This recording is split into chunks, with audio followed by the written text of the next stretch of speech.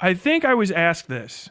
KEL-TEC. Ooh, is it P50? It's a 5.7 millimeter KEL-TEC semi rifle. What in the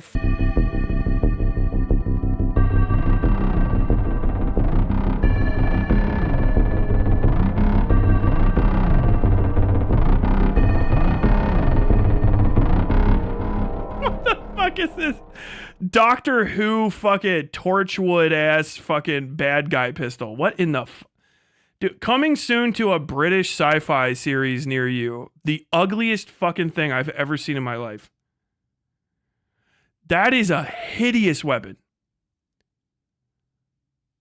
Maybe it's hyper functional. I mean, I can see it's folded, I guess. This looks like a stock that unclips up here at the front and pops back. I don't like a side stock.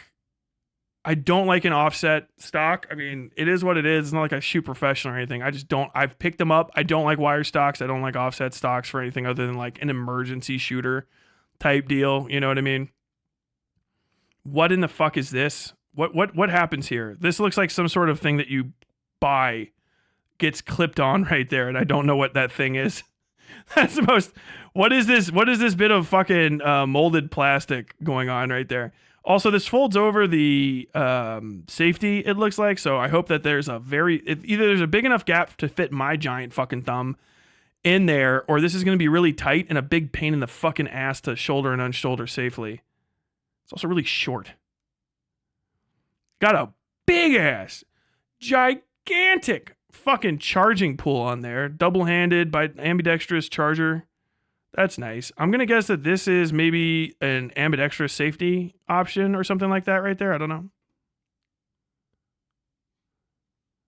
That's not the stock. It's a P90 mag. Okay, that's kind of that's kind of cool. That's kind of cool. Okay, what? All right, you have my attention. I was going to ask the next thing. I was like, does it go in the fucking barrel? But I was like, this gigantic hinge is in the way. Oh, okay. All right. It's still ugly as fuck, and that's a weird way to retain the magazine in the gun. I'm going to say that. How the fuck? Does the whole top... How the fuck does this thing load? Okay, give me a second.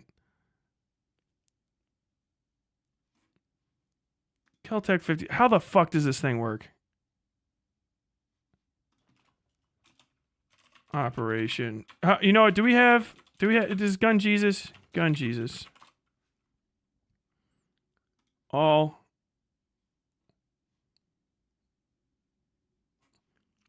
Take me. God damn it. Why the fuck did I accidentally set my search engine to Bing? What happened? Why am I fucking asking Microsoft for anything? KEL-TEC PR57. Who's got it? I need to see this. Ew, get the fuck out of here. EDC pistol, SHOT Show 2025, 633. We need to talk about KEL-TEC. Ah, it's Brandon Herrera. Y'all need to make me rich enough so I can stop talking about stupid shit like politics and fucking art and start just being a fucking gun tuber.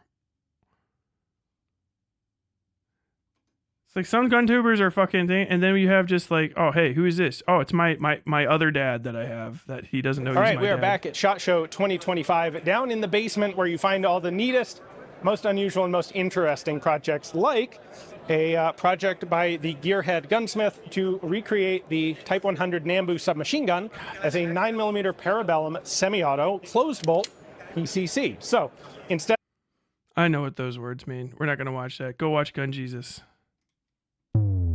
How the fuck? But the Amaranth segments.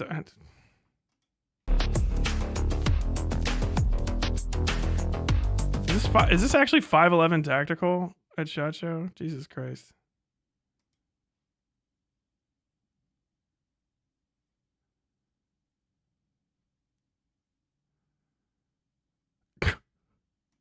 We're going to talk about that in just a second. First, I'm going to shoot it because I'm super, super stoked. This is one of the guns that I'm the most excited about. I will explain why after we shoot it. So you have this tab and this tab right here. You see there's a little cutout right at the base of the clip.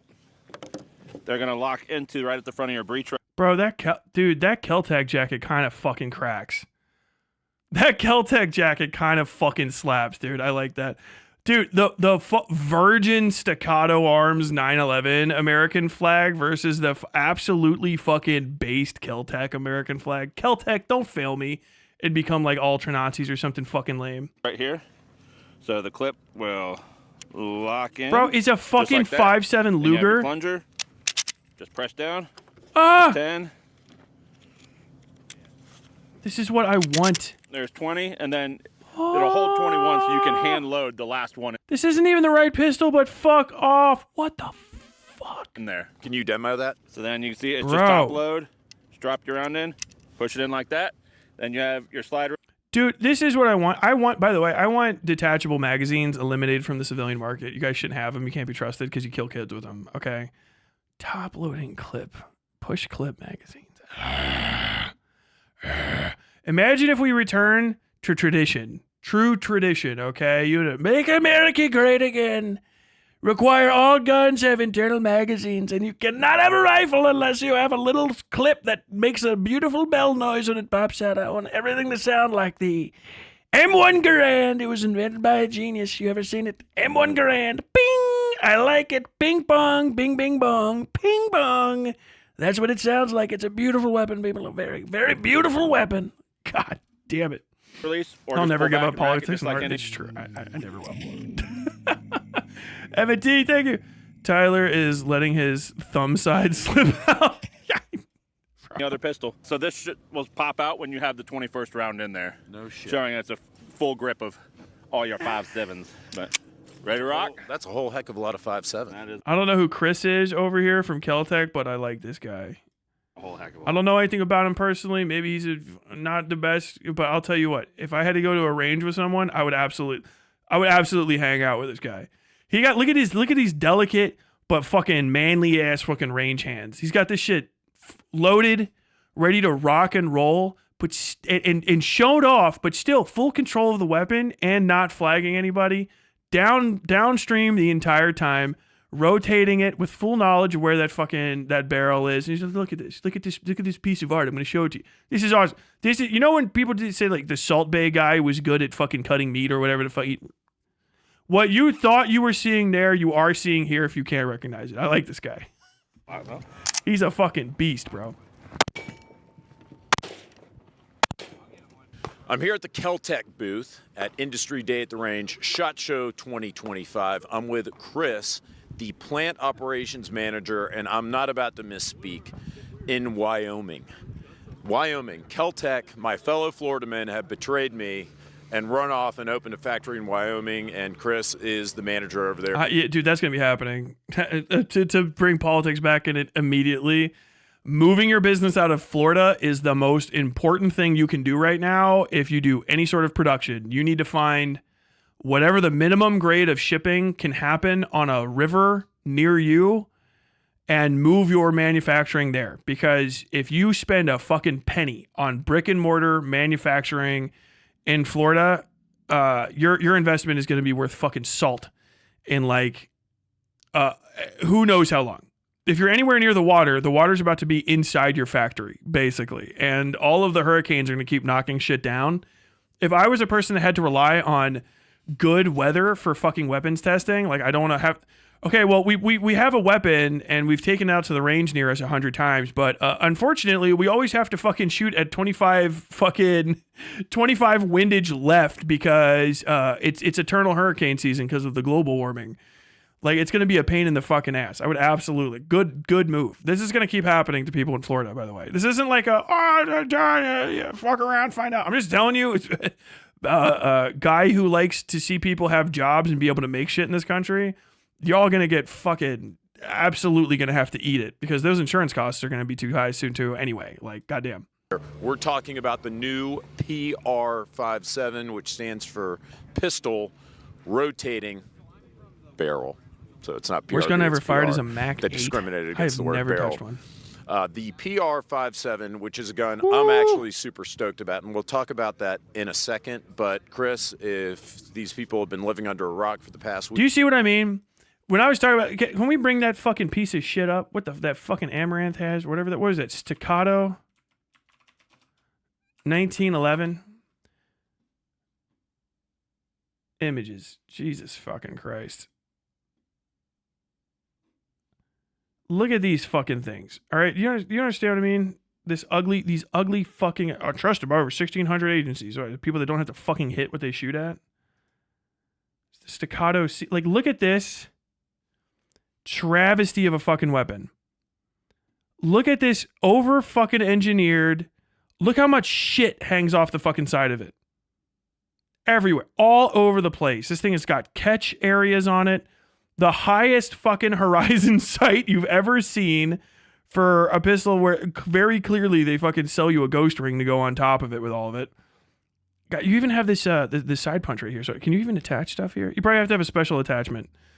All of this is just extra as fuck, dude. Exposed rear hammer for a gigantic round, big clunky fucking hand grip, rear safety. This huge flange. Look at the size of this fucking flange flared piece off the fucking back to accommodate this gigantic fucking, I'm pretty sure that's a fucking trigger assist. The trigger assist, we have the whole fucking ring fucking hammer in the back. Squeeze safety. Look how fucking dense this piece of shit is with stuff on it. And that's only just one size. And then you see what a fucking arms manufacturer makes. And if you're a fucking dipshit and you look at this, you're like, oh no, it looks pretty simple, it looks pretty boring. Like, bro, you pointed at something and the thing dies when you pull the trigger. That's like the far. Even if it's paper, okay? I've got a spot of black on the paper. That's the width of the bullet. Okay, we're gonna hit that. Nice, trimmed down, clean lines, very simplistic, very fucking elegant, good feed mechanism, and yeah, you can put a laser on it. Go ahead, go for it, buddy. You got one little Picatinny rail right there for the standard accompaniment. You can go ahead and clip it to this. Good trigger guard, curved trigger. I don't know what the fuck these fucking square pullback triggers are with holes in them. It's like, okay, what's that? Like, I don't know. If you fall in a fucking bush, you make it a little stick stuck in one of the 4 holes in your trigger for some fucking, what the fuck is this? Just have it rock up to the top. What in the fuck is going on? Why do we have a gigantic trigger? Why is the trigger bigger? What the fuck is happening? They haven't seen all the buzz about it on social media. What is the PR? Look at it. God damn it. So the PR57 is a compact 5.7 by 28, and the pistol has got a rotating barrel on it, as you spoke of. It allows us to make a more compact, lighter. Do you see? This is the fucking same thing. Ghost sight, ghost ring, ring sight, aim point, red dot, whatever the fuck it is. I always call them ghost rings because I'm an idiot. It's not. But this rear sight right here, it'll pop back and move and shit, but this thing's not going to kick so much that you can't keep your sight picture. The sight, having a big fucking sight on a 911, it's pointless. You know how hard it is going to be maintain parallax when your gun has to do like this much fucking pop, pop, pop. Like, yeah, there's probably somebody that can see that, but it's not going to be your average fucking shooter.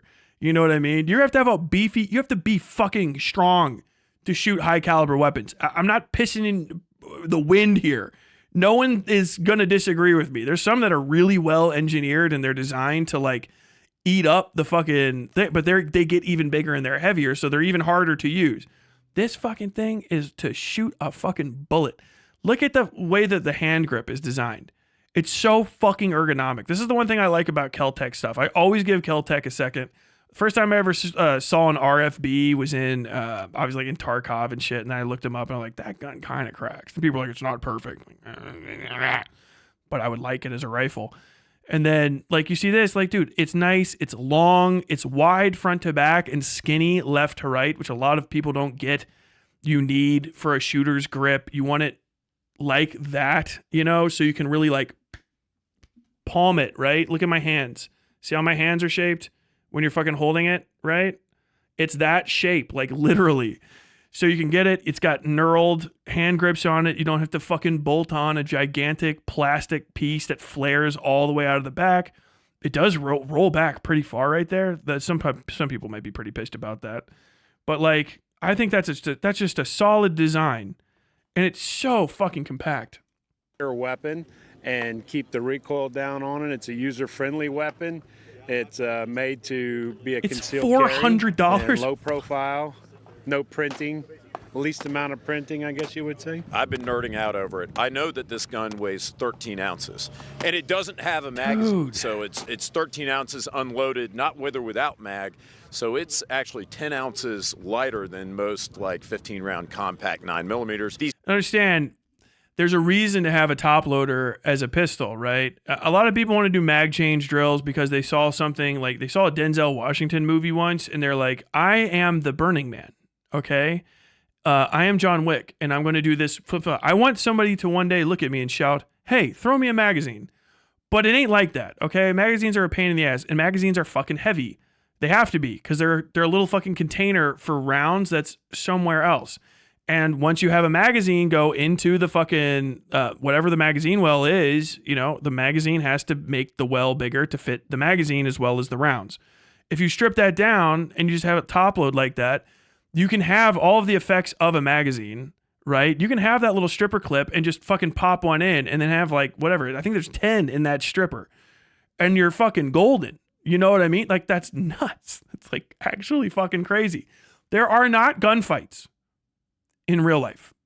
I know that sounds insane, but they're not like you're never there's never going to be a Four Brothers style sliding magazines back and forth across the ground like situation that the vast majority of people are in. And even so, like, take my word on it, you're going to get shot to death or win way, way ahead of sliding magazines around. We're talking about like a 5-day siege of karma. Hopefully you're not fighting with a fucking pistol at that point. Having a pistol that just clip loads like that is fucking awesome. It's great. You're like, what if I have to unload it and I don't have the magazine? Dude, you have to unload your magazines too. You're going to fucking detent the spring, and the spring's not going to work anymore. You can't keep the spring under pressure forever. You'll fucking make the spring weak and you'll have loading errors. That is awesome. That is just great, especially for a compact. 6 rounds, Snake. More than enough for anything that moves. Like, just shoot and hit the guy in the first try. You're not going to need 16 fucking backup mags. I swear, hand to God, if you actually use a gun that doesn't have insane amounts of recoil so that when you panic fire, you're not shooting someone else's ceiling 2 counties over. Like, this is it. This is all you need. pistols are so lightweight, they can't even keep the tablecloth down here at the range today. What's the gun Ocelot uses in the first fight with him in MGS3? Wasn't that a top loader? I can't remember what he uses. Was it? Was it a Luger, maybe? He's Russian, so he should be using a Makarov, right? It's only 5 inches. But eventually it's the Colt Single Action Army, Snake. One of the finest weapons ever made. Doesn't jam and carries 6 rounds. More than enough to kill anything that moves. Revolver Ocelot. Tall, it's less Makarov than an inch PM, thick. yeah. I think it's pretty impressive. There's no magazine button to sit on, and accidentally deploy your magazine. A lot of people have said, well, how are you? Average gunfight, I think, has anywhere from 5 to 7 rounds fired at like 10 to 30 feet. It depends. There's no way to figure out where the gunfight is going to be. I mean, if it's pistols, usually the kind of people that are going to get into a fight with pistols are going to be like an inch away from each other. People that are carrying rifles around to fight other people with rifles are going to be, standard engagement distance of like 250 meters to like 450 meters, because why get close? You know what I mean? You can do all the pistol stuff, but further away. And usually, yeah, from like everything that I've ever read or seen, generally whatever's in your magazine is all you're using. So also using a higher caliber weapon gives you less shots generally, because no one's going to wait around for you to reload. More than likely you're not gonna reload unless you're maybe like a cop, and a cop's going to be able to go hide and fucking reload this thing. It dumps out its entire fucking thing, and you still just put them in. It locks back like that, and you're good. Most of the time what happens with people in their first firefights is they just drop their magazines, and their magazine hits the ground and pops open, and fucking rounds fall everywhere. It's a fucking miserable nightmare. Magazine retention is fucking dog shit. These little fucking skinny plastic things look like they're not going to make you slide around. That would be great. If you haven't lived, people are, well, you were in the military, you were in the Marines, did you see any combat, blah, blah, blah. You know what my proof is that I was an infantry guy? I have almost broken my fucking leg. I have sprained my fucking groin at least twice stepping on fucking people's slippy, slidey ass Stanag aluminum mags. There you go. That's my proof I was in the infantry. I have slipped to almost doing the splits because somebody fucking did bad mag retention. Not even dropped it on the ground intentionally, just missed their fucking pouch or whatever, and then I slipped on their fucking mag. Probably slipped on my own mag. That's fucking miserable, dude. You're supposed to do a mag change, and my counter confusing to the that, and this is Luger with what the C96 Mauser. More than likely, I can never keep those things fucking separate.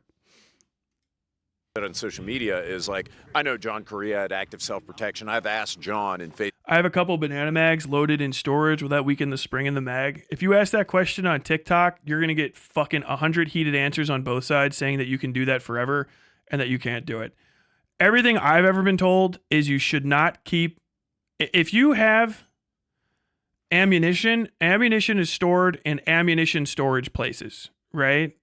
Climate controlled, out of the rain, out of the weather, out of your weapons, etc. Okay, so like a loaded magazine that's loaded days, weeks, months earlier can go bad. I know that sounds stupid as fuck, but it kind of just can. Especially if you're in country or something, you have to unload your magazines like every other day. If you don't, especially if you're somewhere sandy or dirty or wet, you're gonna fuck up because all that stuff gets in there.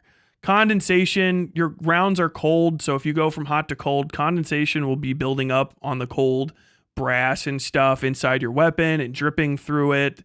Dust, grime, grit will get in there. Like, you're supposed to maintain magazines, which you can't do if they're loaded. Like, would you keep your weapon in condition 1 everywhere all the time? Like, why would you keep your magazines completely fucking loaded all the time too? You can load one and keep it around for a while. Obviously, that's what a magazine is for, but ammunition should be stored in ammunition places and magazines should be maintained. And you maintain a magazine without the rounds in it. You take it out. So if you're not using a magazine, there's no reason to keep rounds in it. You know what I mean? Like, because it's bad for the rounds. It's not going to be good for the magazine. And if you're not going to use it, then you should have a fucking like loaded magazine laying around. Like, what are you fucking operating like a hotel from a fucking James Bond video game? Random loaded magazines laying around in your house? No, just unload the fucking mag and clean it. If you have a gun and you don't clean your magazines, but you clean your gun, then you haven't ever cleaned your gun, by the way. This might surprise you, but actually all those gases can go down into the fucking the well where all the bullets are. I know it sounds shocking, but it goes up and also down. The gas just fills like the space. It's fucking nuts. You guys see like somebody that doesn't unload their weapon for a while. All the brass is like clearly fucky where it's been touching each other, and like you'll have like the rounds will be all caked in dirt and shit. Be like, no, you can keep it in there, and it's like, okay, well shoot the banana mag and click, misfeed, stovepipe. I have no idea why this is happening. You cannot do it to Stanag mags. Shitty ass aluminum American military mags, based little bunny. Shitty ass aluminum American military mags will fucking split. I've had that happen to me half a dozen times and have to turn them into the armory. The rivets, it's not even a rivet. Whatever you call that, metal people will know. It's in the stamping, heat stamps. Whatever those heat stamps are that bond them, they're like little dimples, dimpling welds or whatever. Those break all the time. There's like 4 on the back of the magazine. And the spring and the magazine itself is always trying to get pushed apart, especially once the rounds are in. The rounds push on the outside of the magazine. And so if you keep the magazine loaded for a long period of time, it will actually stress the fucking metal of it out and pop it open. Not as big of an issue with like the Magpul plastic vinyl magazines, which we were not allowed to use and then did anyway, but because they were fucking infinitely better than Stanag mags.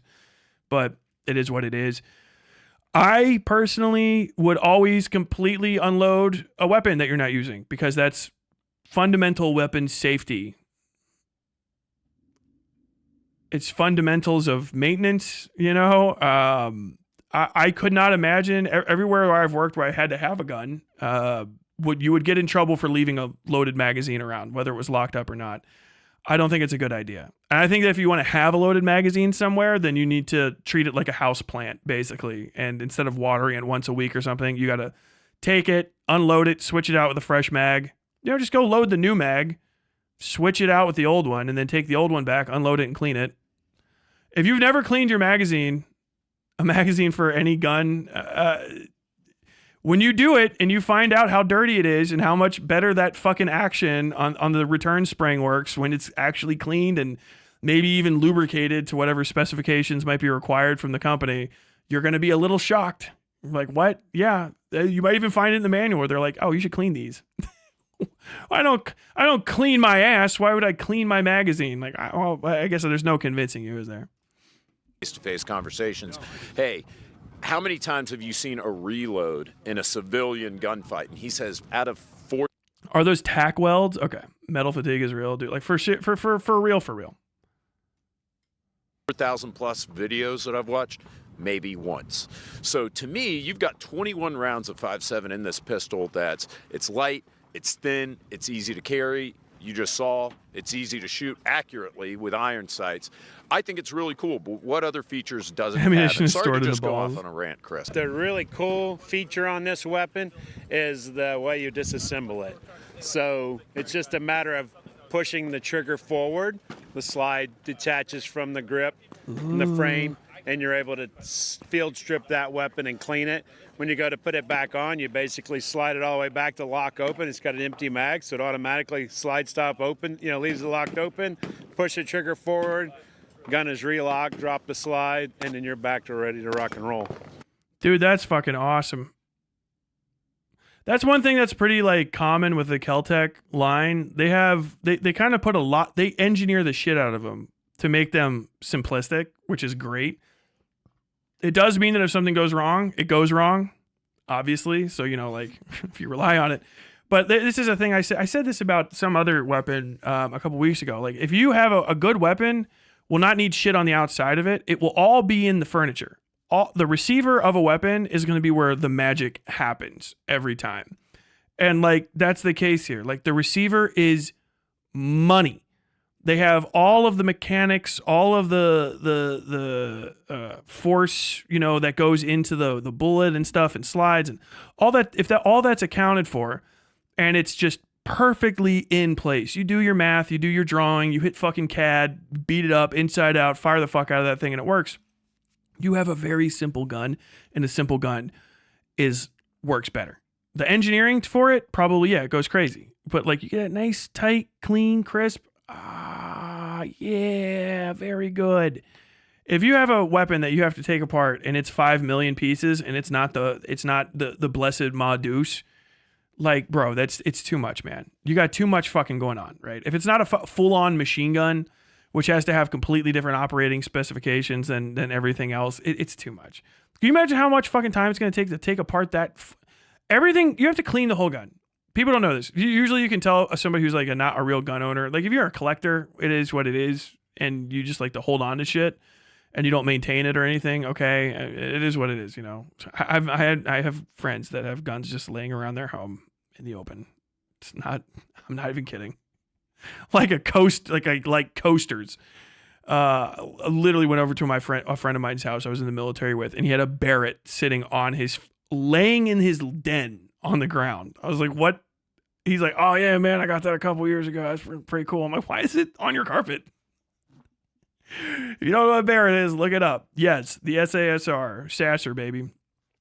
Fucking just right there. Big ass magazine stacked next to it. Clump. But you got to be able to take the whole thing apart and clean it, because every part that moves is every joint's a weakness, right? That's like basics, fundamentals of actual like gunsmithing stuff. It's like really basic shit.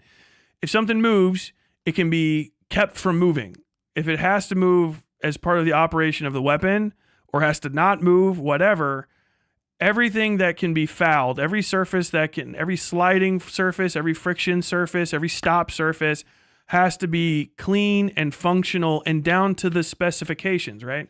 If you have a part of your weapon that sits flush like this and goes like this a bunch, if you let a little bit of buildup happen here, then you're going to have out of battery moments. You're going to have mechanical stoppages because you let shit get in the way of the mechanics of the weapon. And so like you see that's one of those things. If you see one of those over-engineered guns, it's got all kinds of shit hanging out of the side of it. Like, that is either for somebody that has a really highly specific purpose, right? If you see that in a sniper, high-level marksmanship type weapon, which will have as small of a round as possible, because marksmanship is for tiny bullets. You're just going to aim and hit a dude, okay? You're not fucking trying to impress some other guy with the thickness of your bullets. you'll see something complicated like those high level firing pistols, and they're complicated because they achieve one specific thing, and everything just keeps that specific thing in line to happen with the minimal amount of interference possible. An operating weapon should have nothing fucking happening around it. Nothing going on. There shouldn't be anything that can get in the way, because every little extra bit has to come off, be cleaned, and put back on. Yes, the lasers have to come off and be cleaned and put back on because they get smudged. Yeah, the lens can get smudged. It can get caked in shit. You can ding it up. It can get fucking loosed, knocked off, whatever. The ACOGs have to get pulled off and cleaned and fucking scrubbed down and then remeasured and resighted and refired and stuff. Like, all that stuff has to get cleaned. And so if you have a gun that just has all of these holes and stuff for all those pass-throughs inside, like, is the machining perfect on it? I guarantee you it's not, because it's a fucking 911. It's got big fucking holes over the top of the barrel. Okay, so you have just an entry point that you don't need. It's a pistol. If you can put enough rounds through a fucking 45 to a 911, you can put enough rounds through a 911 to overheat the barrel to the point that you need fucking barrel breathers on it. Shocking. Are you just trying to do it? Do you have like a big like novelty Tommy gun magazine fucking attached? What the fuck is happening? No, those are just sand holes. Those are holes for the sand to get into the most important part of the weapon, the slide. Actual fucking action. It's like, where did you put holes on this so that it could breathe? Oh, on the top where gravity will let things fall into it. Okay, over top of what? Oh, the part that moves the most and has the most shit to get impeded in a blowback fire weapon. So it's just a raw stoppage. Can't even hit it forward. You're gonna have to fucking re-click it. It's gonna get completely jammed up. What are you thinking? And this thing, this is a shooter, man. And it's cheap. You could take your kid out plinking with this, and your kid's not gonna get his ass kicked. Like, if you're like a dad or something, like, yeah, well, I'd take you shooting. You can plink with this, but you can also hit something because it has a serious amount of fucking power in it, because it shoots a 5.7, which is a not fucking around, like, big brother to the fucking 22 LR. Like, it's a serious bit of fucking lead. It's a really well designed round. It's very accurate. Fuck it, the football of wasp noises. I think that's great. When are these going to be available, and how much are they going to cost? So Amaranth sold fart jars for $1,000 each. They Just are tell me, man. due to ship in the first quarter of 20. What would you recommend shotgun-wise, Tyler? Simple, cheap. If you spend more than $500 for a shotgun, you're fucking up. I mean, maybe that number is up to like $750. Cheap. It has to hold. Okay, this is what you need for a shotgun: 8-round internal magazine, and a barrel that's as long as the internal magazine, plus maybe an inch or two. There you go. No fancy shit.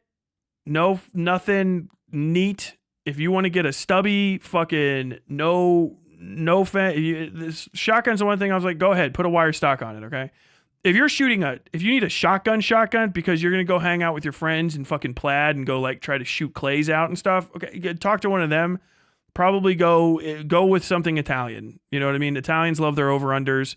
They're great bird shotguns, but really you can only get so much fucking work out of a Horizon dot sight. You know what I mean? But a shotgun's a shotgun. 12 gauge, double-aught buck, 3.5 inch or 3 inch, whatever the fuck it is supposed to be. Just buy the red shells with the fucking deer on the side of them. That's all you need. Don't ever buy the green shells. If you buy a shell and it has a big chunk of copper in the front of it, go ahead and take that back. Don't ever shoot that in your fucking neighborhood or your house. That's what we call a slug. And it's going to go, and it's going to keep on going, buddy. Those are for hunting deer only. Double-aught buck, bird, if you're, feeling like a peaceful individual. 8-round mag. 8-round internal magazine. Good, clean pump action. If you spend more than $750 on it, you're out of your fucking mind for home defense. It's a hammer, bro. It is a hammer. The cost of it is mostly materials. My shotgun that I own, I spent $375 on it. I've never needed another fucking shotgun in my life. I couldn't imagine what the fuck I would need another one for. It's like I think is it a Mossberg 500, right? I think I got a Mozzie 5. and there's like a Remington 357 or 375. Like those two type, those standard. American, Remington, Mossberg. If it clicks, right? And it doesn't have a weird stoppy thing. Don't get any semi-auto shotguns. You don't need it. No one does. Don't go try to fuck it. I shot a Benelli 1014 M1014 Super 90 in a video game once. No, you don't need that. You don't need a fucking semi-auto shotgun. You don't need a Spaz 12 fucking science gun. You don't need a fucking magazine fed shot. Get a shotgun with an internal magazine. If you're going to go hunting or shoot clay pigeon shooting, you're probably required to have an over-under. It's going to be way too fucking heavy if it has an internal magazine anyway. Over-under, side breech, top breech, whatever the fuck. Don't go side to side. Do not buy a double barrel side to side shotgun. I don't even think they fucking sell those things anymore. Fucking absolute hillbilly shotgun, the double barrels. Those are trash cans unless you get one that's like a fancy like pump like that. Still less accurate than an over-under. A double barrel side-by-side is an over-under, but it's side-by-side instead. Just get the fucking over-under. They're more accurate because they're underneath the fucking sights. Obviously, the double barrel is so you can shoot both the barrels at something that's going side to side. They're for deer. It's better to just still use the over-under, okay? Don't get anything on the outside of it. You don't need a muzzle brake for a shotgun. You don't need a fucking road breaker fucking muzzle brake. You don't need a duck bill. You don't need any of the attachments you saw on Battlefield. You don't need a laser. It will not help you. A laser will just give you something to be distracted by. If anything, get a flashlight attachment on it. Small little fucking flat. By the way, if you're gonna get anything on the end of a gun, get a fucking flashlight. Don't get a laser. Get a flashlight. Flashlight does the same thing, by the way. Same thing as a laser. It'll help you with target acquisition even easier. Laser is a little less that, right?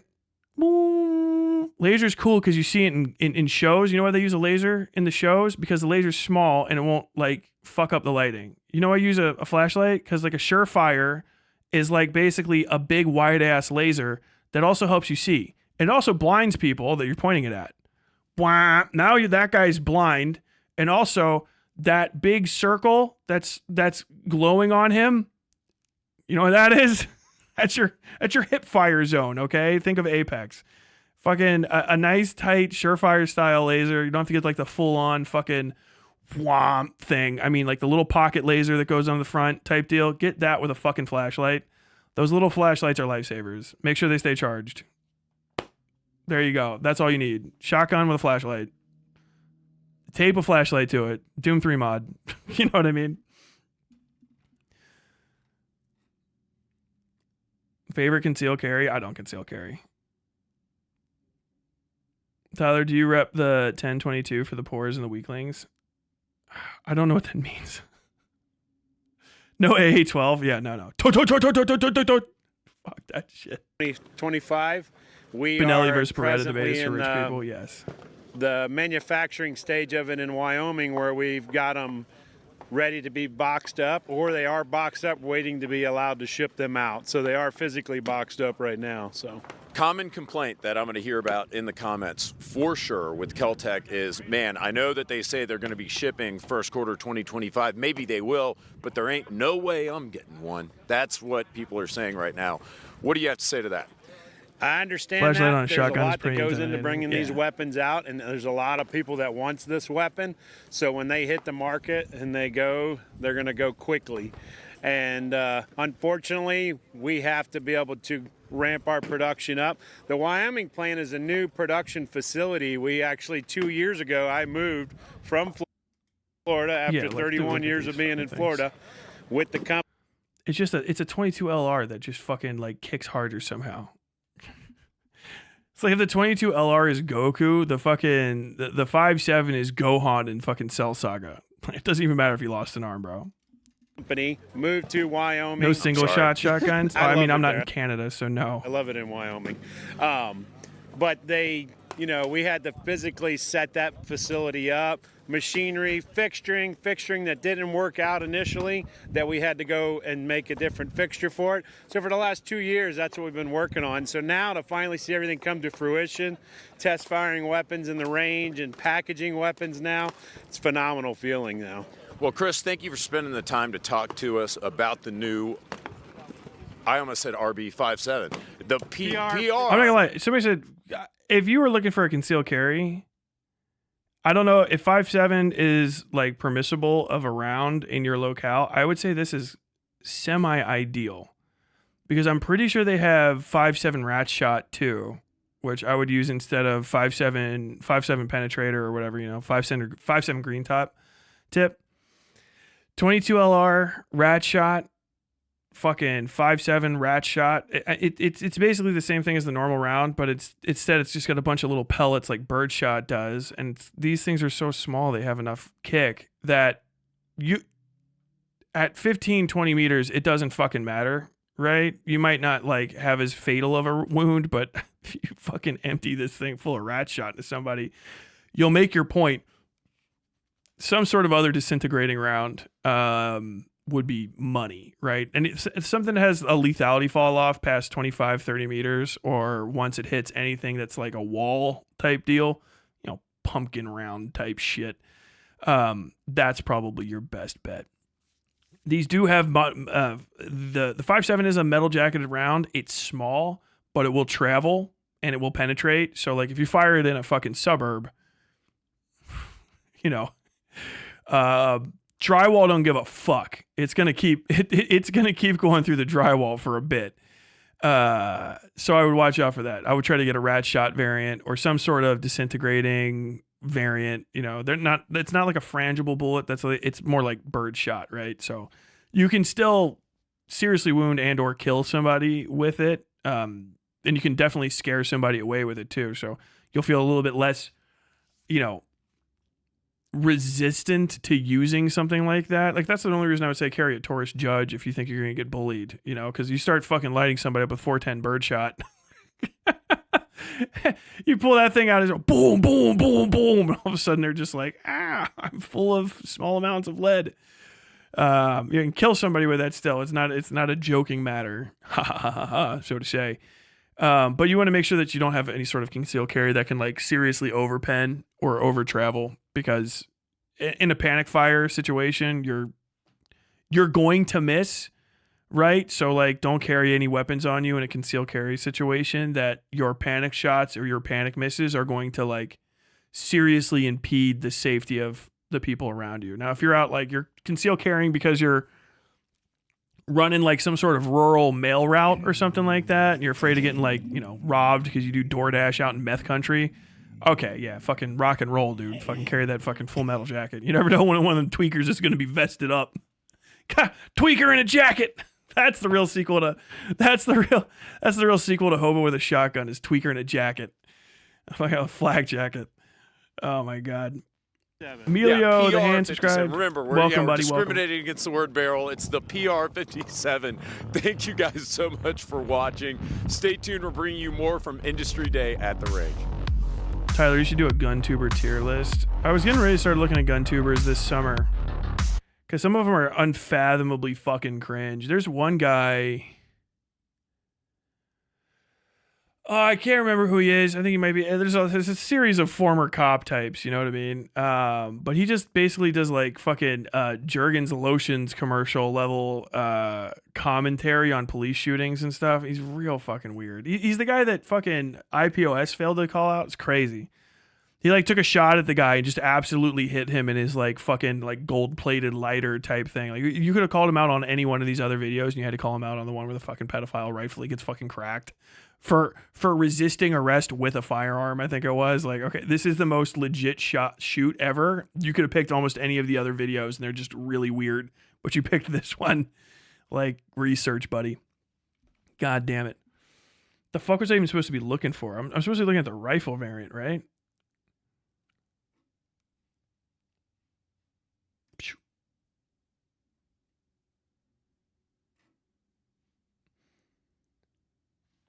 What the hell? What? KEL-TEC 5.7.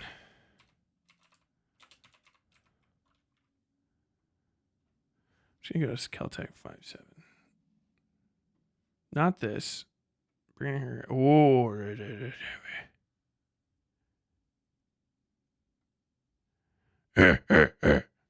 actually get me to do the fucking Tim the Toolman Taylor shit. Shot Show. Jeff Tech.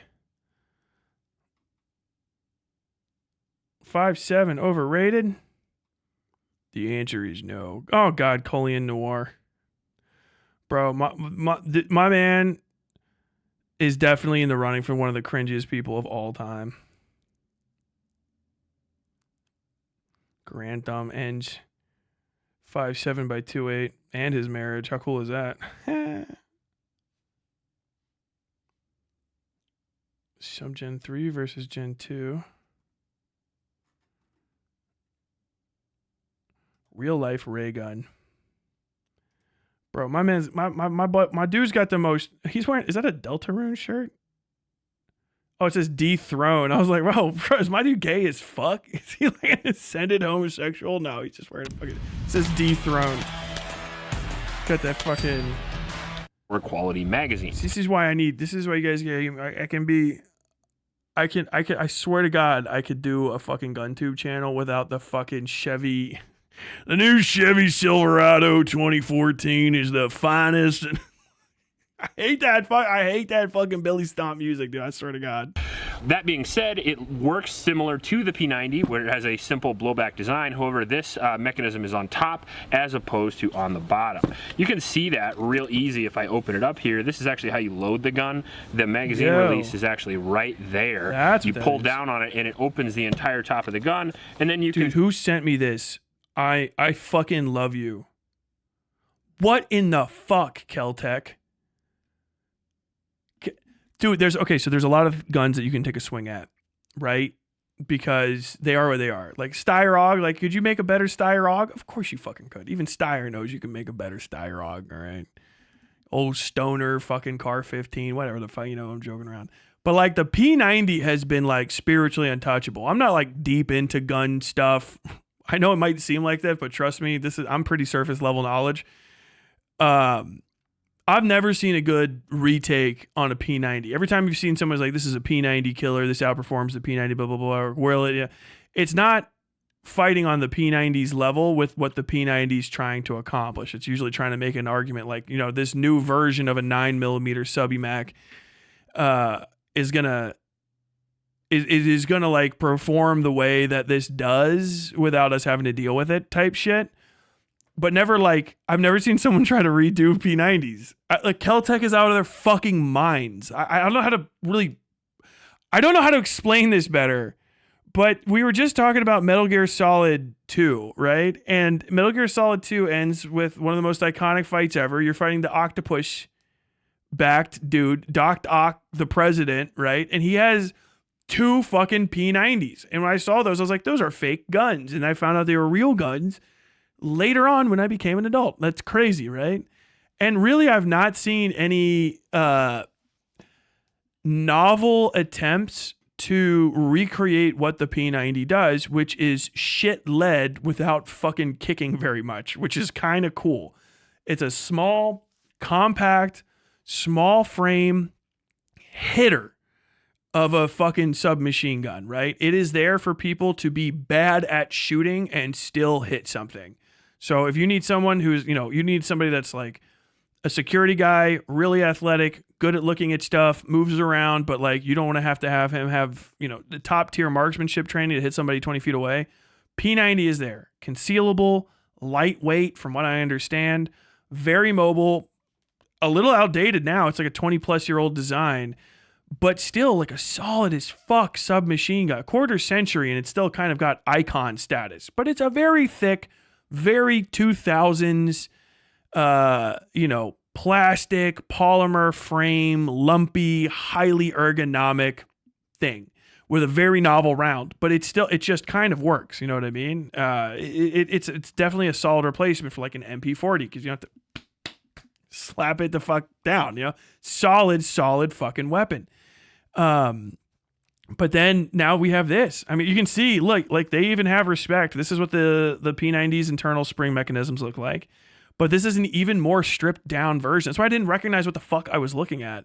Once you put on a front grip on this, which the P90 comes with a stock forward grip. Like it's built into the frame, so it makes the frame bigger. The frame of the P90 is huge. I think modern P90s come without the curved, but very iconic, so probably everybody wants it, front foregrip, right? Which is like this just curved chunk of plastic. Let me bring up a P90 so you guys know what the fuck I'm talking about.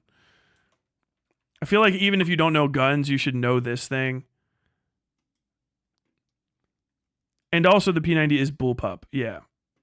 Which no one just said to me, but probably somebody's already been saying, so I'll just respond as though you were. So this is the P90, right? Why did is this the worst possible view picture of it? There we go. This is the P90, the most Metal Gear Solid fucking silencer ever with the little words on it.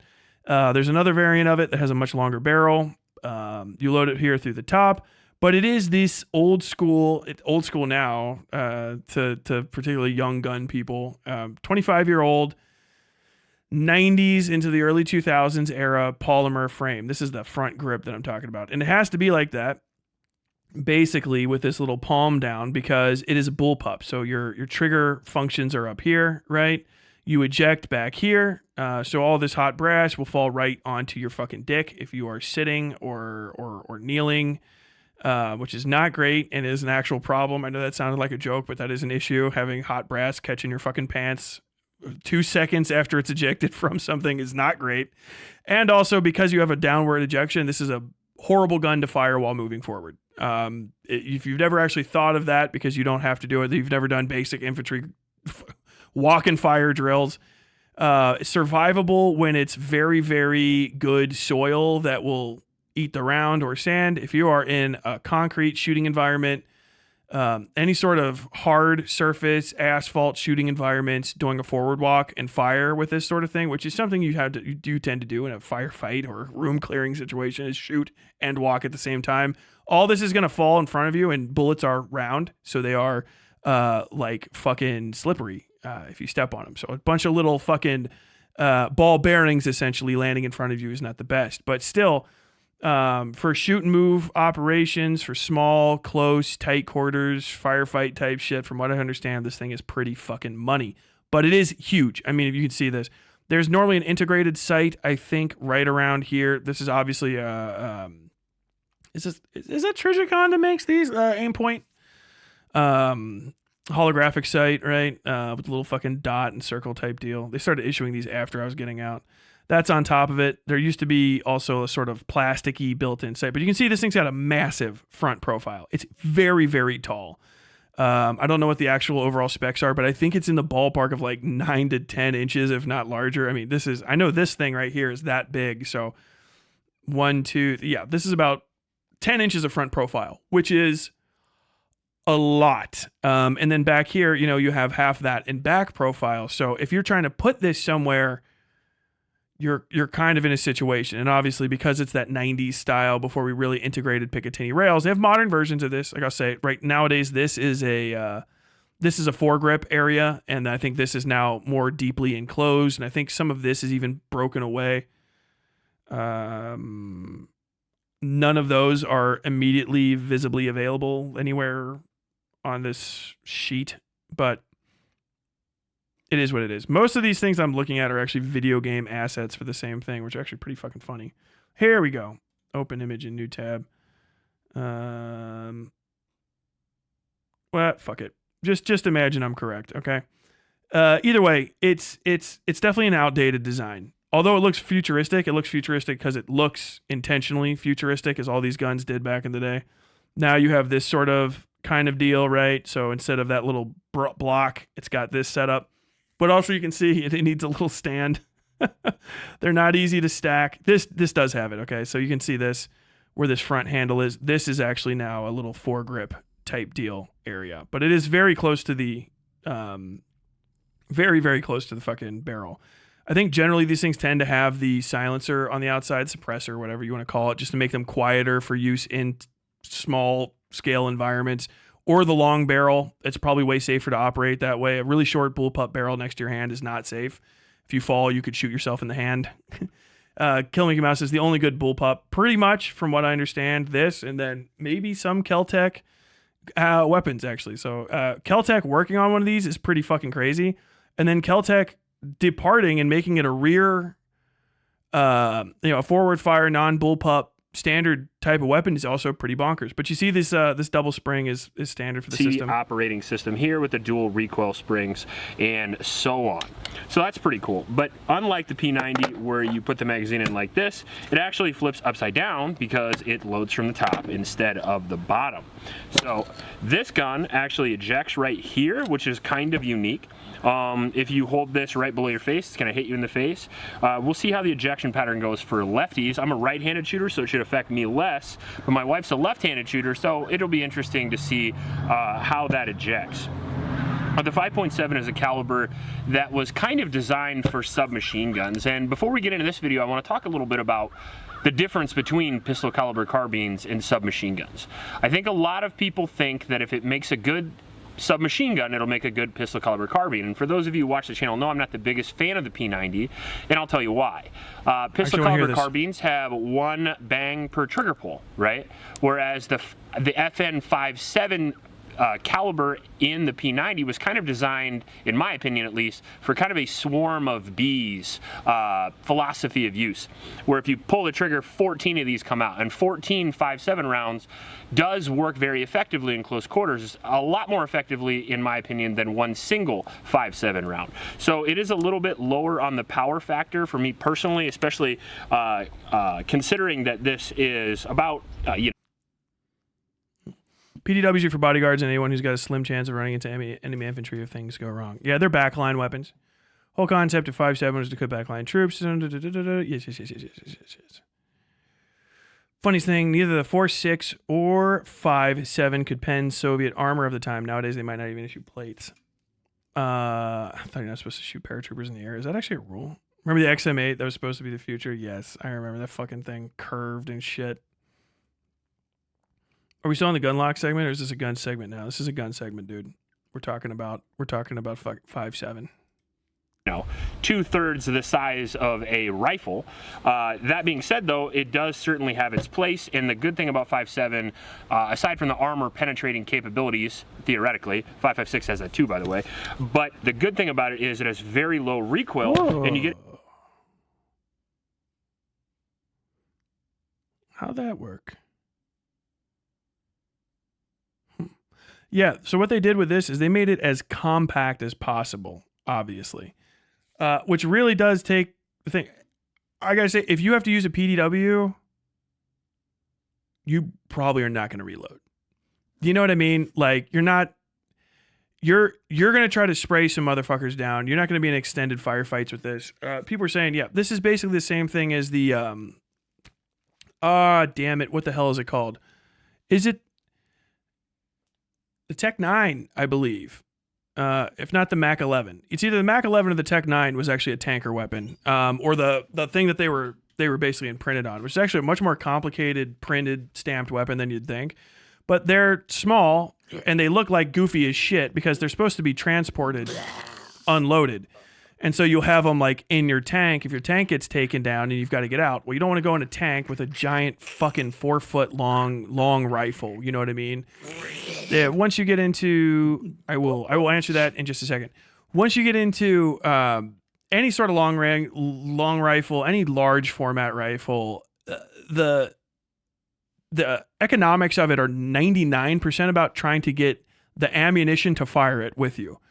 Always assume you're going to miss 1 in every 4 shots, even if you're a good shooter, because that will give you more than enough rounds to hopefully think that you can hit 4 shots and then you'll hit 1 out of an entire magazine. You know what I mean? So you carry a fuckload of ammo.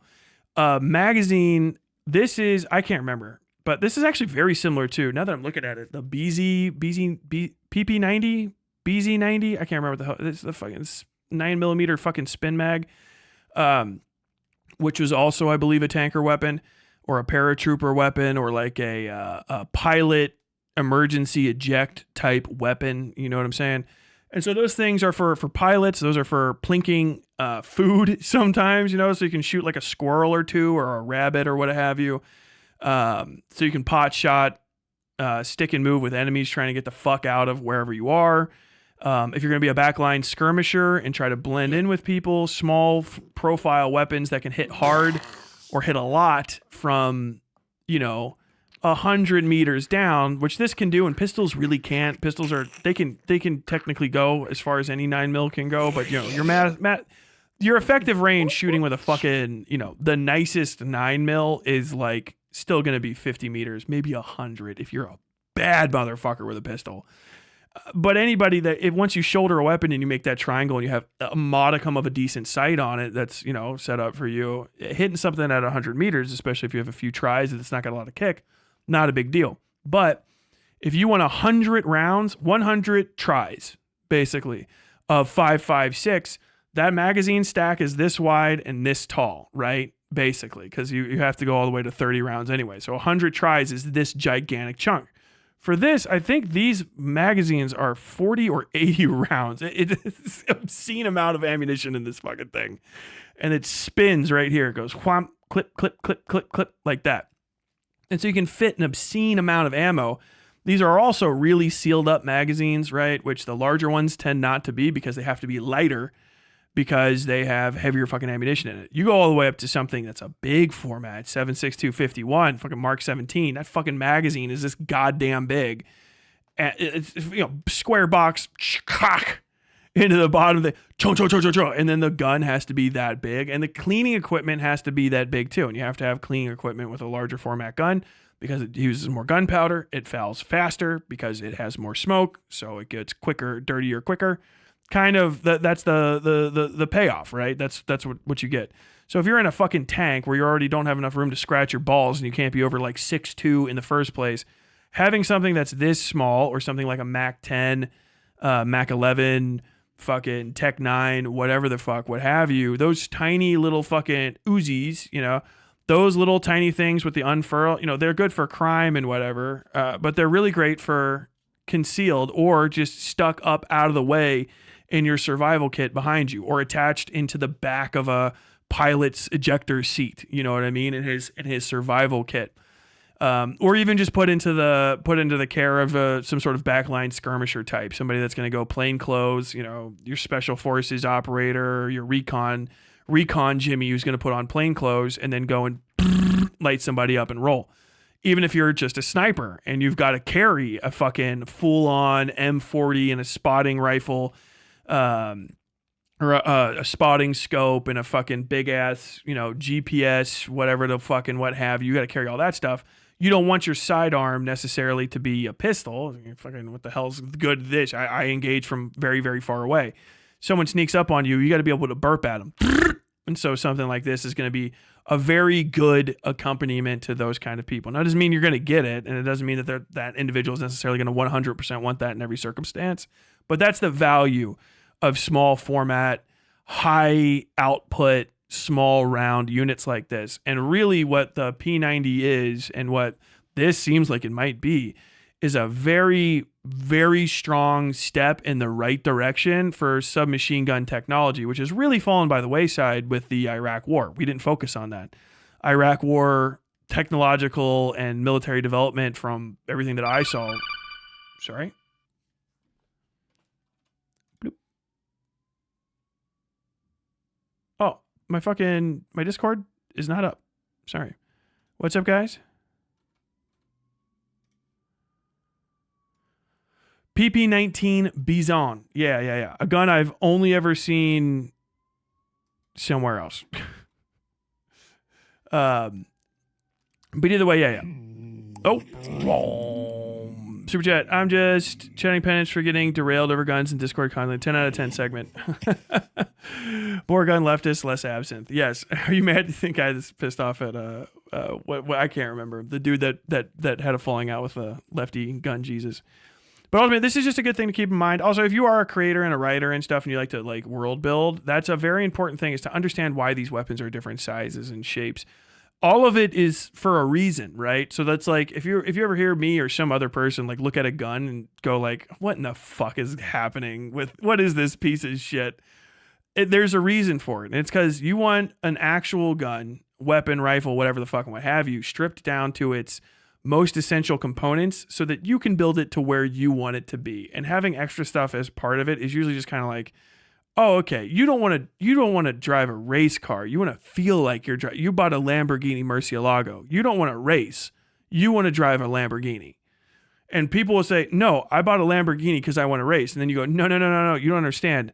You don't want to race. You just wanted to drive a Lamborghini because you're going to die, because that commuter car that costs too much that you purchased is going to fly into the air and explode if you go too fast in it. Car guys get mad at me. I bought a Bugatti. Okay, you bought 4 unnecessary extra radiators is what you bought. It looks legal if you cap it. I don't know. It looks very deep into it. Fat Heat. Mumbaween. Growing up for thank you for the $10, by the way. My best friend's dad was a former recon Marine. He was in STA platoon during Gulf War, did PMC work, watching Stargate one day, and he explained how the P90 is an excellent indoor weapon. I mean, I've had to deal with, that's the thing I was saying before I got beeped, and this is a good launch off. Thanks for the $10, Wumbo. Wumbo. I heard that in German the other day. There ist Wumbo. Wombologie. Vombometry. But yeah. Fuck, what was I saying? I was talking about long rifles. Damn it. I can't fucking remember. Fucking Jesus Christ. You made me forget, Doc. Either way, long rifles are a pain in the ass for room clearing is where I'll go with that next. The developments. The developments throughout the Iraq war were mostly focused on intel. Really, it all intel stuff, and it might not feel like it, but it's basically we didn't know enough about the battleground, and other people knew too much about it, and that's what we mostly focused on, which was detecting IEDs, mine detection, movement, enemy movement, sights, what you can see, what you can hear, what you can detect. It was the information age of military units, which is why you saw this kind of constantly expanding and contracting, like really, really fast sense of how much information your average soldier or Marine or infantry grunt would need. That was like absolutely beyond the pale of like psychosis. You know, like what you have to have a forearm computer that's connected to a FLIR mounted in your fucking eyes, and you're gonna have a battery pack that weighs about 4 pounds to accommodate all. It's like this, and a fucking exoskeleton and shit. And now we're actually seeing modern warfare, true modern. I would say symmetrical in the case of Ukraine, Russia currently. Most part, symmetrical warfare, how it actually will play out without nuclear additions to the conflict. And almost none of how we thought the technological aspect of war was going to play out symmetrically as opposed to asymmetrically, which is what I was dealing with. Almost none of that is really coming to the forefront how we thought it was going to work. And you see a lot of, as you almost always see in every conflict, a return to the basics. I was just hearing about Ukrainians focusing. I think it was Ryan. What's his name? Or I can't remember. Ryan Brown. The Intel guy. You know, he drinks. He's an alcoholic. There was a lot of return to tradition, approaching enemy lines in ghillie suits, not because of the camouflage nature of it visually, but because the ghillie suits are one of the best ways to break up your heat pattern in the modern environment. And so all of the entire Ukraine front line right now is focused on drone and counter drone and all these sort of issues. And kind of into that, the submachine gun game of the U.S. military, which is kind of the world military for NATO stuff, fell by the wayside. So our submachine guns, I couldn't speak exactly to what's issued now, but when I was in, people were still talking about, MP4, MP5, MP7 variants, which are basically, and really just a lot of, hey, what if we put a box on a Glock? There's a lot of put a box on a Glock type SMG fixes, right? Which are basically just like, look, we're not buying anything other than a 9mm, and we need the 9mm standard magazine to work. We can get around not having to use the 92FS, the Beretta M9 anymore because it sucks. But we're probably going to go in the direction of Glock because these cheap pieces of shit are great. And we'll have the Springfield XD for people that have small cocks and are never going to use it but want to have a really heavy right leg for some reason. But But the submachine gun game kind of went out the window, right? And you need those. Our backline troops and a lot of our personal security services are still using like M5s and shit, slap downs for a while. I don't know if that's always the case everywhere, but like seeing a fucking gun from the 1970s, still like kind of like unadapted to the modern era is kind of nuts. So having an American version of something, and FN is we'll buy 5.7 rounds in a fucking heartbeat if somebody gives us a contract for an American gun that's this fucking clean. Adapting to a new close quarters environment, I think that is going to be more and more common as the next asymmetrical conflict I think that we're going to be in is going to be way tech based. And so small format, sneak around, shoot around, easy to smuggle in, easy to smuggle out weapons is probably going to be it. I think the fucking long range sniper rifle assassination game is probably pretty much over because of drone technology and just limitations of how far you can shoot, how risky it is to try to take long shots. Not like snipers are going to go away forever, but the meta is going to shift that way before it shifts away again. And I think that these small scale, heavy hitter, small format, cheap to get in production, cheap to put on the field weapons are going to be fucking really, really important, particularly if we overcome this Trump bullshit and we start being friends with other countries again. Being able to put out these, which I think I saw the MSRP on this was like 1,000 or something, you know what I mean? And the production wholesale MSRP is probably like $1,000. It's a very stripped down, simple gun, which is what KEL-TEC does very, very well. Stripped down, designed right, modular, as much modularity as you need. We got some M-lock, or is that M-lock? No, it's not. Or maybe it works like M-lock, but we have some breather holes there that you could probably attach something to. We got Picatinny top and bottom, grip Picatinny, grip and laser right here, sight flashlight type deal right here. They've got a riser on this, or he does, so maybe that might be for comfort. He needs that riser or whatever, but basically, you've got the whole fucking format right here, and you could buy, ship, and send these and, arm the fuck out of our friends' back lines, free up their large format rifles for the front lines for where they need to be, putting a lot of heat down range with heavier rounds in the front line. Your back line's armed. And so if you do have paratrooper issues, if you do have immediate, fifth column, surprise hit, terror type issues, you've now got something that can really deal with the modern environment, right? And I don't think it would be too much to step up a platform like this a little bit and transfer this 5.6 into something like a 6.8 that's going to have, if you fucking have a 6.8, operating with this system and it doesn't fucking completely break it, that's a lot of heat. That's a lot of heat coming from a submachine gun. And then you have a good crossover with a fucking single shot, survival rifle type deal. I think that this is shocking. I'm really glad somebody brought this up because this is a shockingly impressive weapon. It addresses a lot of problems that people probably are not realizing were actual issues until you start saying like, damn, the amount of suppressive capability, the amount of shot carry that we have because we carry so many fucking rounds with this, and the amount of penetration and the amount of distance and the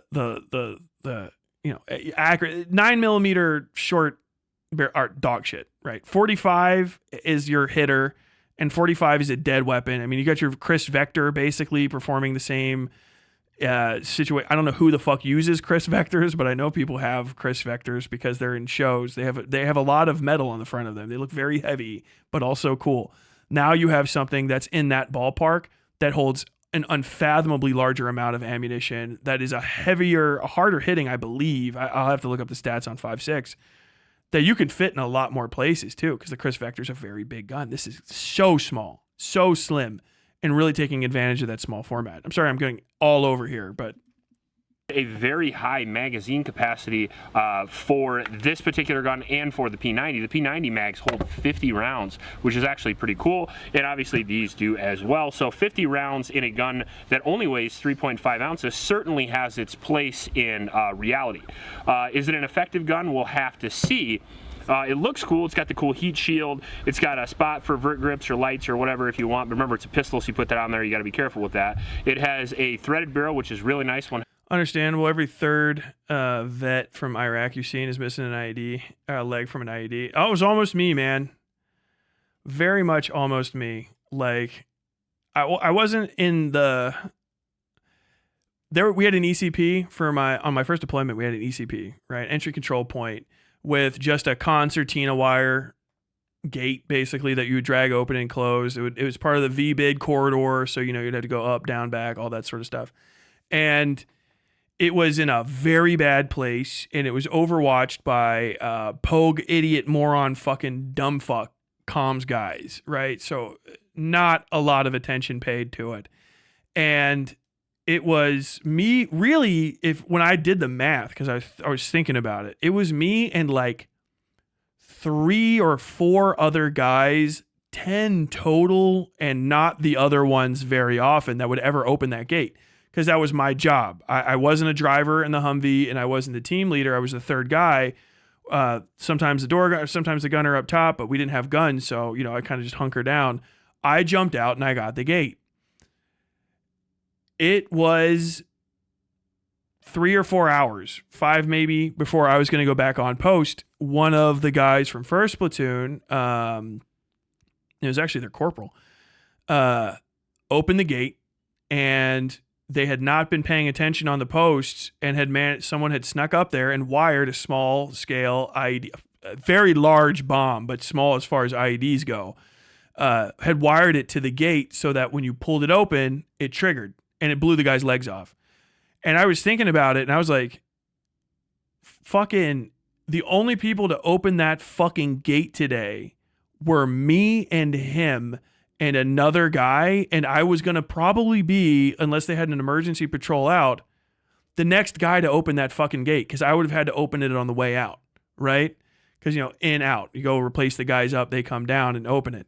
So I was just like, fuck me. Like, I was thinking about it like days later, and I was like, oh, fuck, like, that could have been me. I would have been fucked. We'd actually been in way more trouble, too, because we just used the Humvee to go back and forth from post, and we had a 2-runner. And that just happened to be first platoon who was coming in from like, they had a fob, their own fob off of our main fob. So they were actually rolling hot with fucking turret guns and shit. They're ready to rock and roll. So it's kind of like lucky they got hit because they had the fucking ass to, there was an ambush immediately after, obviously. All that shoots for like, 20, 30 seconds. But I was probably actually like this close, like a fucking dice roll from that being me. And it's it's like, oh yeah, what is it, like 3 or 4 hours and stuff? It's like, yeah, bro, it's a fucking IED. It's just whoever is going to be the guy. The time doesn't matter. It's just the selection of who it is. So it's like this little list, and they happen to have come back, and then they got hit. Because there's no way that they were trying to hit a way harder platoon from first. Because first is rolling 4 or 5 trucks coming in for retrofit. I think they have a 7-ton with them. So the 7-ton's got a turret gunner that's another like 8, 9, 10 feet, however the fuck high turret gun, 7-ton turret gunners are. They're all the way up on top of that thing. That guy, shooting down into things. Us, we rolled without fucking weapons, just quick up and down every day. So we're the ones that they probably saw coming out the most. And that was probably like, I was probably right there. I was probably right there. That was meant for me, Blen, or I can't remember who the other person that would have done it was, because we never relieved them. Me or Blen, basically, would have been fucking gone. Blen, it probably would have been Blen, honestly. He was probably the one that it was meant for, because he survived so many times. He's short. Bringing that guy's up. He changed that name because it sounded stupid. He hated his name and refused to go by it, so he doesn't go by that name. You won't be able to find him. And he almost got fucking shot in the face. And he was in my spot too. He sat where I sat. And I swear the gunner must have had, whoever the fucking sniper was probably aiming for like me. It would have hit me in the upper chest or neck, right? But Blen was short. So the round, like 8 or 9 inches down, just hit this fucking sandbags and this buried, like broken chunk of old bulletproof glass they had buried in between the sandbags and just blew up in his face. He's like, fell down. I'm dead. Whatever. I wasn't there for it. I was sleeping because they were on post. I don't know why I bring this up, but I just bring that up. It was probably him. It was actually his luck that I borrowed. half by 28, so you can run suppressors on it, which is really nice as well. We have a pistol grip on the back here, which is polymer, and then a lot of this looks stamped sheet metal to me, very reminiscent of Oh yeah, I missed this one. Guest 3872 super chat at $10. Hey Devil Dog, with the world heating up, I'm looking to get my first firearm for 2A reasons. I'm in New York, so my only options are levers, bolts, pumps, and semi-auto.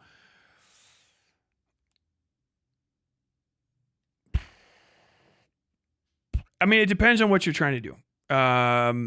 Weapons serve a purpose. If you're trying to do personal protection in your home, general use I would always get a shotgun.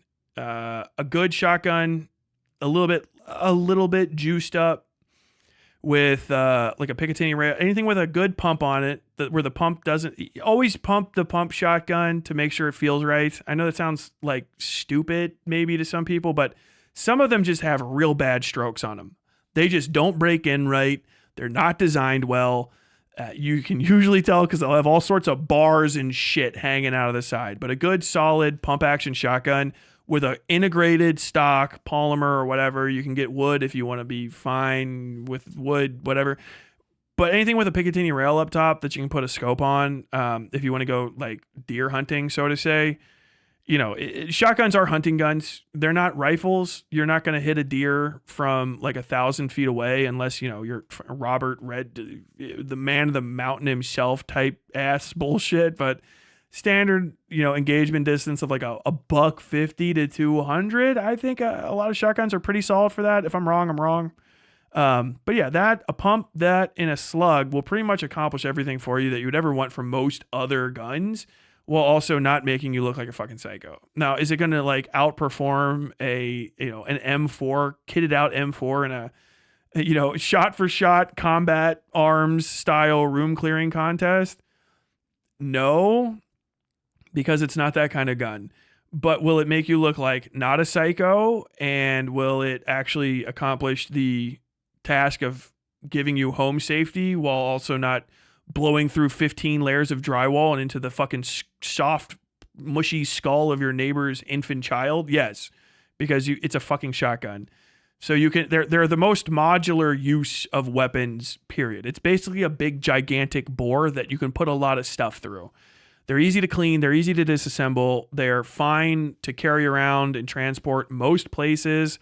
They're really easy to license. Cops will give you about 9,000 degrees less of a fucking side glance if you have a shotgun than they will everything else, because it's a really reasonable weapon to have for Second Amendment reasons, as opposed to, you know, like high level semi-automatic stuff. Now, if you wanted like a military long rifle and you wanted to stick with semi-auto, I would say get $1,000. They're cheap and cool as shit. And you can really you can hang it up somewhere and it'll look nice. And then you can take it down and you can fucking do M1 Garand shit with it. If you want to get a pistol, I think I would recommend that FN57 top loader for concealed carry or open carry. That is a fucking cool pistol. Like, holy shit. Wow. But yeah, I would say a good stocked shotgun, something you can put a sling on, and a sight on the top of it. You don't have to go fucking balls to the wall with a sight. Some sort of like 2 times, 3 times magnification tops type deal will do ya. Take it out to the range, put some slugs through it, try to shoot some little deer targets, get used to it, and it'll be fine. And it won't cost you a fucking $1 million. Fuck it, if you're trying to get like an M16 or a 16 variant or some sort of like, you know, old school, and any sort of black rifle, you know, those things all cost extra because they're fucking black rifles, and they don't give you that much more value. You're not going to get it. You're going to lose it in money because the fucking black rifle cartridges right now are insanely expensive. Now, what is MSRP on 5.56? MSRP on 5.56. Springfield shopping. 5.56 Nada. Oh, you're not gonna give me any shopping results for that? Ammo buy. Fuck me, man. Yeah. I think that's actually gone down. 5.6 NATO KEL-TEC full metal jacket. 55 grain. You got light armor piercing. LARP rounds. Yeah, they're 30 cents a shot right now. So, yeah, 200 round box is $60. And that's off this like ammo buy site. I don't even know how legit this is. I've never purchased ammo outside of a fucking gun store, so I'm not that fucking into it. How much is 300 blackout? That's gotta be fucking 40 cents. Actually, is way cheaper than I thought it would be. 4,000 rounds for $1,642. 4,000 rounds is probably about how much I've put through my rifle in like infantry school and shit. You need a lot of ammo to practice, by the way. Shotgun's gonna get you there. You need to learn stuff like sight alignment, sight picture, breathing, all that stuff. A shotgun will do it. You'll be like, no, it's a shotgun. Bro, trust me. The shotgun is in the fucking Olympics for a reason. M4 is not. Shotgun is a skill weapon. It's a skill issue. If you can't hit something with a shotgun, it's because you're bad shooting. Just get a Tech 9. Yeah. Get a Draco. Get a Draco and carry it around in your sweatpants. Guns that you would see in like World. Grands are not cheap, LOL. Apparently there's a thing. Well, if you're ex-military, I don't know if he said devil, so I was like, I thought he might be ex-military. There's apparently a program to get the Patriot Arms or something like that, where you can get them for like $700. World War II. So I've heard. If you're gonna get a replica or historic M9 or fucking a Garand, like yeah, don't. That's not happening. Kind of the top, in my personal opinion, or some cheaper subpar guns. And let's get this out of the way first. I haven't had. New York's issue is that they use a handgun registry. There's a list of specific guns that are okay. But the 5.7 is not going to be on there. It probably shouldn't. I don't think you need a 5.7 in New York. That thing's going to be fucking bouncing down Broadway. Let me see. New York handgun registry list. Let's just peek it over. Firearms. Learn more. New restrictions, resources, assault weapons, view gun dealer, gun owner resources, pistol permit recertification, recertify every 3 years. What is that? Is there like a list for this? What handguns can you register in New York?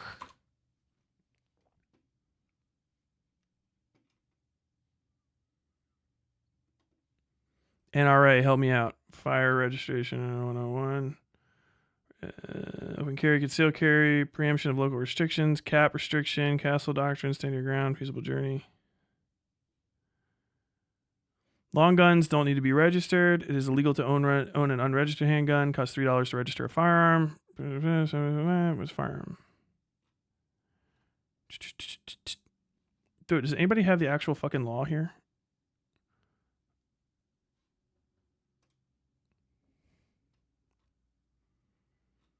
Select map. Damn, New York is just like fucked.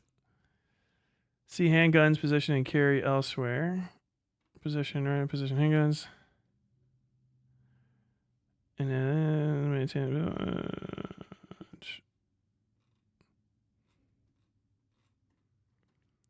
Antiques, hell yeah. Machine gun, nope. I cannot read fucking laws written by people about guns. They drive me nuts too. Like if you're a fucking righty and you're like, yo, this lefty's fucking faking it, dude. Trust me, I'm on your team to a degree. The gun laws drive me fucking insane. A machine gun is any gun that shoots rounds really fast. Oh, thank you. Really? If you have ever passed or signed any sort of firearm legislation and use the word machine gun and you don't know what a sear is, then you can die. Explode into confetti. Oh my God. I don't see it. 30-06 is all over the place. Kicks about the same and hits a bit nicer. You won't notice much difference. CMP partners with ranges. Grand's a fine rifle. Not beefy enough for the hottest 306 loads, but great enough. Yeah, I mean, as a doughboy, what do you think of the M14? The old M14, from what I understand, heavy piece of shit. Kind of cool, but not.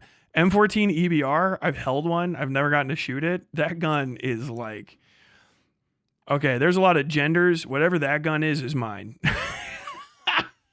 What are your pronouns? M14 EBR. That's what it is.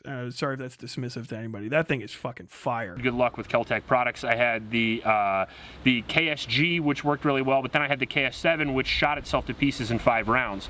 We had the tiny little 9mm pistol. That gun escapes me. Remember when you bought that? It was your concealed carry gun. One of the first concealed carry guns you ever bought. You hated that gun, and it shot itself apart too. I hated it so much I don't remember the name. Right. But anyway, maybe the PF9. I can't remember. Something like that. But the point is that KEL-TEC makes innovative designs like this all the time, and they always look really cool, and they're always really unique, and they always come from a place of really awesome ingenuity, but they usually don't work that well. So I am a little concerned right off the bat that this one will be the same thing, but we'll have to see. I do have a KEL-TEC brace on here, which is pretty sweet. I've seen a couple other options, especially the Picatinny rail mount, which probably would have been better off. However, I never went with KEL-TEC before, so I bought one of these. I picked this up. It actually just screws into the back here, and then you put the little stabilizing brace on there. It screws into the back of the what looks to be a car. I do not like stabilizing braces. It's not like they should be. It's a bump stock. I think bump stocks are an embarrassment. If you use a bump stock, you're a fucking clown show, dude. But I don't like braces. I don't like pistol brace. I don't like having a weapon attached to me. You know what I mean? I've put them on before just to like see it, and I was like, I don't like this. There's something about that. You can tell people test them, and there's some people that the braces are built for, and their bodies will like work with the brace, but like other times it's just not.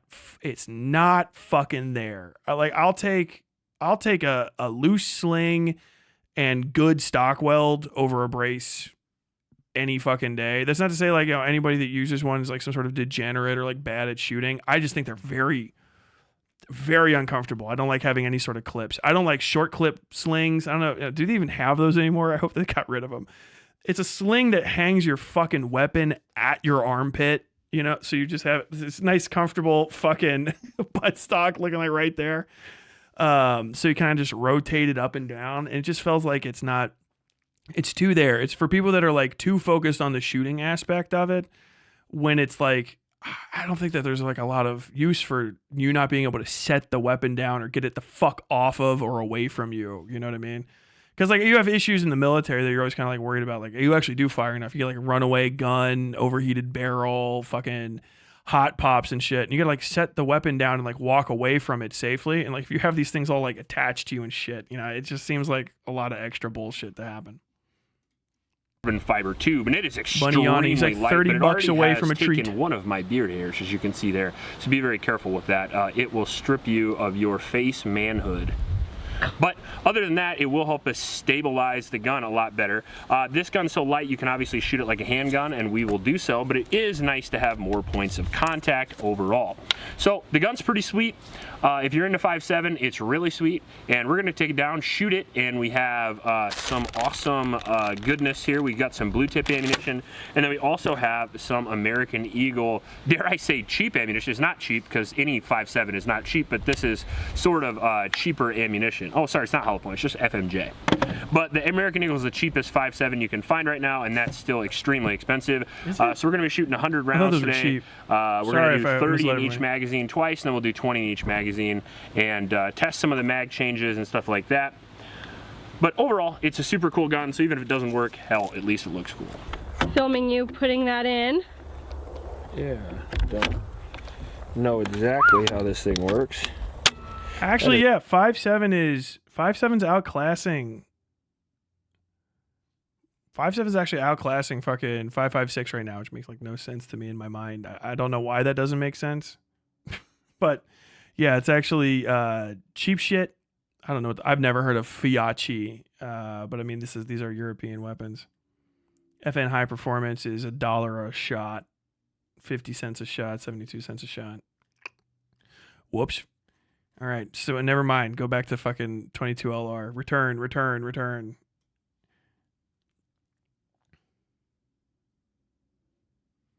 Probably fucking just loading your own though if you're shooting not that a very much. secure system, but we are where we're at. Sometimes you just slap her in. Oh Jesus!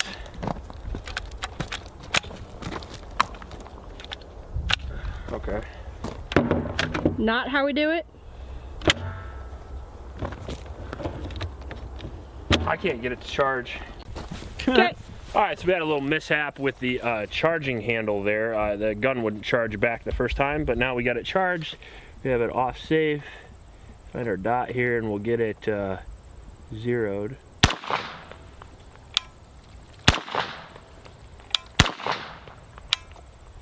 All right, we'll find our 3 That thing's got a really, I don't know, it might just be his mic. I don't know if his mic is in a certain position, but that thing has a really, really loud hammer cock on it. Like the hammer recock was like, clink, you know?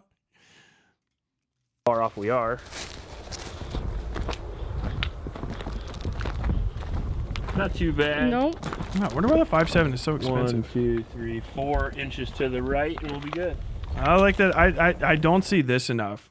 This guy's actually zero. Even if this guy ends up being like an asshole or something, whatever. I don't know. I always preface that because I never know who's online. You know, I have a lot of respect for this.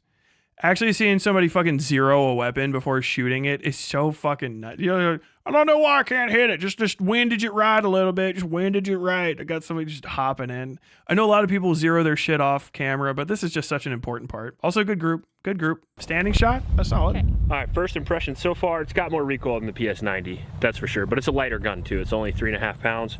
It's got the 9-inch barrel on it, if I didn't mention that before, adding a lot of velocity to that 5.7, which is really nice. Yeah, it's going to have more kick just naturally if you remove all that furniture. So it's like, that's another thing. You take all that plastic and shit off of the P90, that gigantic, massive format front frame, all that missing weight is now going to be no longer controlling the recoil, but you can obviously add weight back.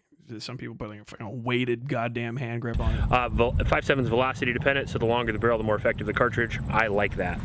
Outlaw's a wife guy. Brace His whole bitch. should have been tapered here because it gets in the way of the safety pretty bad, so much so that it kind of sucks to use it. So I may end up going with the pick mount and using a different brace.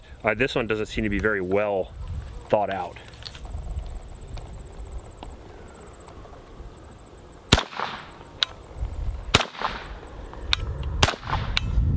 That's good shooting technique too.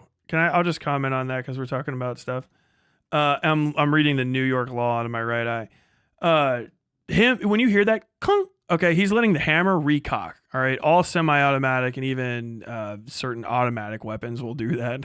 Once you fucking end the thing, when he pulls that pop, when you hear him click like that, that means he did follow through and he let the shot be the shot. So if you have a slow, steady squeeze, you always hear that. Everybody knows because there's always a button to, in games to like breathe because they're like, breathing is part of shooting, right? But you never actually see the shot. The shot is the slow, steady squeeze. Putting that in a game where you pull that trigger too hard or you press the mouse too like quick or something like that, you really have to be a trigger. It'll be crazy. But when you have that good, slow, steady squeeze, and you're not tapping the trigger. I see people. You always see every time I see some politician fuck trying to. I have a gun. They're always just fingering the fuck out of the goddamn trigger. It's obscene to me. You pop when he's doing that. He's letting the round go. Obviously, the round's done. Hit a minute, and then when you hear that click, that's him knowing in his mind that he has got proper follow through on the squeeze on that shot. That click is the hammer recocking. It's really loud on this weapon. But that's an indicator of a good shooter. Especially a good placement shooter. He's shooting for placement. So if you're tapping and stuff, you're not going to be focusing on that as much. If you have it as part of muscle memory, you'll actually shoot for that feeling. Like my body can feel all through my finger that to this day, because I know that's like how I'm supposed to shoot. You know what I mean? But that's just standard good range stuff. So you won't hear that probably a lot outside of like a beginner tutorial video. But just hearing that, I just wanted to explain why I'm talking about it. That click is showing that he is placing his shots, he's breathing through it, and he's making sure that his group is as accurate as possible because he's about to zero the weapon, i.e. that shot's off to the left because the weapon sights are not aligned correctly. The barrel, the direction of the barrel and your eye have to meet, right? Not just the direction of the barrel and the sights. The direction of the barrel and your eye through the sights have to meet a certain area where you're comfortable. so that you always have good stock weld and king, like that click back. So even if you're shooting, you know, you're doing fucking like Mozambiques, you know, fucking tat tat tat tat tat tat, you can still feel those clicks when you're shooting right on those well-aimed shots. Single well-aimed shot is what you call it while you're doing combat fire. Double tap, I don't think there's a triple tap. The closest thing to a triple tap is a Mozambique, which is 2 shots and a shot, right? 2 shots and a well-aimed shot, 2 well-aimed shots, and that you'll hear the guy, 2 well-aimed shots, headshot, T-box, tone, tone, tone, tone. You're doing it that fast though. He's wading through it. That hammer recocks quick as shit. It's already done usually, but him feeling for it is the good shooter vibe, right? Like you'll feel it even if you shoot quickly, but knowing that you have the squeeze there is what's letting you understand and feel the gun working appropriately. Big one. First time I got a buck, I followed through shot where you just let the recoil carry you, knowing you made a perfect shot is so cathartic. It really is, dude. Like a good shot. If you're shooting paper, you can shoot paper. You don't have to shoot animals or people or anything like that. You can shoot paper. A paper shot at like 500 meters is phenomenal. It's mathematics. It's knowing the wind. You're communing with the fucking earth literally at that point. Further than that, like, you know, 1,000 meters out, doing Coriolis effect, trying to figure out if the planet's gonna spin you just a little bit off, and you watching the fire. If you're looking through a big sight, literally watching your fucking heartbeat click the fucking, and you. Like right before, you know, it's nuts so shit. Shooting's fun. Is kind of I got my beard again. The trigger's kind of long, the reset's kind of long as well, but it is crisp on the brakes, so it's good for accuracy, not so good for speed. Dang, babe. So that is our 12-yard group. Hey, 1, 2, yo. 3. Holy That's really moly. impressive. Accurate. He's very happy with himself. He got that. It's literally on a dime. That's the dime. See, for pistol caliber carbine. And my God, am I glad we don't have to sight it in anymore. Well, apparently I misspoke. Oh, The his other wife thing is that just takes hanging some out getting with used him. to is, looks like the spacer on the recoil spring free floats in there. I don't know if you can noticed see that Here, holding you can it. see it better on this side. That's a little shady. weird to get used to. Because it feels like your gun's falling apart as you're shooting it, and since it's a KEL-TEC, I'm a little worried it's going to.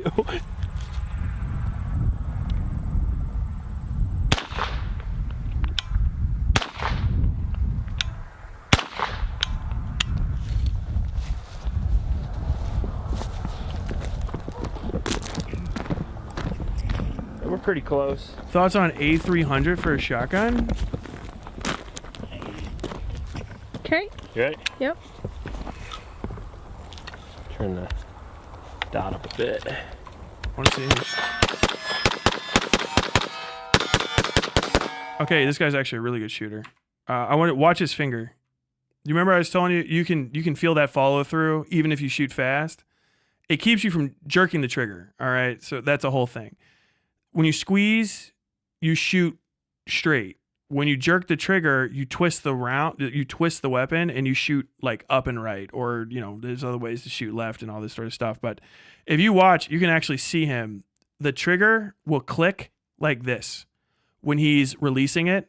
That click is the hammer recock. So every time he's doing that, even though he's shooting fast, you can actually see him let it. This guy actually kind of cracked. You don't see a lot of good shooting. I'm like impressed. It might just be good camera. It might be wife's based, but this dude's pretty solid. Yeah, he's got pretty solid Well, it's a technique. gun. He's keeping it It right shoots, on right that's here. for sure. He's not It's actually fucking pretty fun, to be flipping it out. honest. Now the gun does. I've never seen this guy's content before. I hope he's a cool dude. Find out he's like the ultra. You know, I always get worried about fucking gun tubers. Like, I don't know. He seems like an all right guy. And like, what does he do? Like, he mostly does like methamphetamine trafficking and like racism. Like, what the fuck? Come on. I hope this guy's cool as shit. He reminds me. I was in the military with about 100 fucking dudes like this, but he's got really good trigger discipline. Work with the brace folded. However, again, you have even more cumbersome when it comes to the safety there. I got 2 hits right in a row at 25 there with just from the hip. Oh, then I talk shit. Oh, we're out. Cool though. Now there's always give and take with weird designs and magazine changes. So you have to remember that it does carry 50 rounds, which is really nice. But if you do have a problem, it's usually the magazine feeding issue, something like that. You're gonna have to strip the mag quickly and reload. I would prefer, personally, a much easier system to mag change, like maybe not like an MP5, I guess, but like an AR9 or literally an MPX or anything out there that runs 30 to even 40 round magazines that are way quicker to reload than the P or whatever the hell this is, the P50, not the PS90. It's so close to a PS90 that I'm like, oh, it's just the PS90. Well, that one chamber's a little bit better though. The first one got stuck and it was really hard to shoot. Let's try that Texas Star there. That was pretty easy. It's fast though. That's one thing about the 5.7, man. It may not have as much power as something like a 10mm or a 5.56, but the swarm of bees, like I said, it's real fast. I mean, I wouldn't stand in front of that. And we're out. Goes quick too. All right, so now we're gonna take the P50 out in the wind here at 50 yards on some of these 6-inch pepper poppers. Now I can hit these with like handguns a lot of. I hate that you have to open. He's hitting the steel. He's good. He's fucking cracking. He's cracking the shots. I mean, he's at what? It's like 25, probably 25 yards right now. He's moved out to 50. 50 in the wind, light round. I don't know how badly affected by wind those are, but I mean, it's a light round, so probably a fair amount. I don't know if he's going to shoot this thing auto. I hope he does. Someone's asking me about the A300. It's a Beretta, so I don't know. Do you have a rich dad? Get it. Do you not? Go buy a fucking Mossberg. Beretta, you pay for the name even if you don't get the name. You know what I mean? Times, depending on the handgun. The handgun with it looks like a really solid weapon. And they will cute. drop with 9mm even from a handgun. So I kind of want to test the accuracy or the capability of me to shoot it. And then I also want to test this to power a little bit to see if it'll knock over my 9mm pepper poppers at 50. Pepper poppers. It will.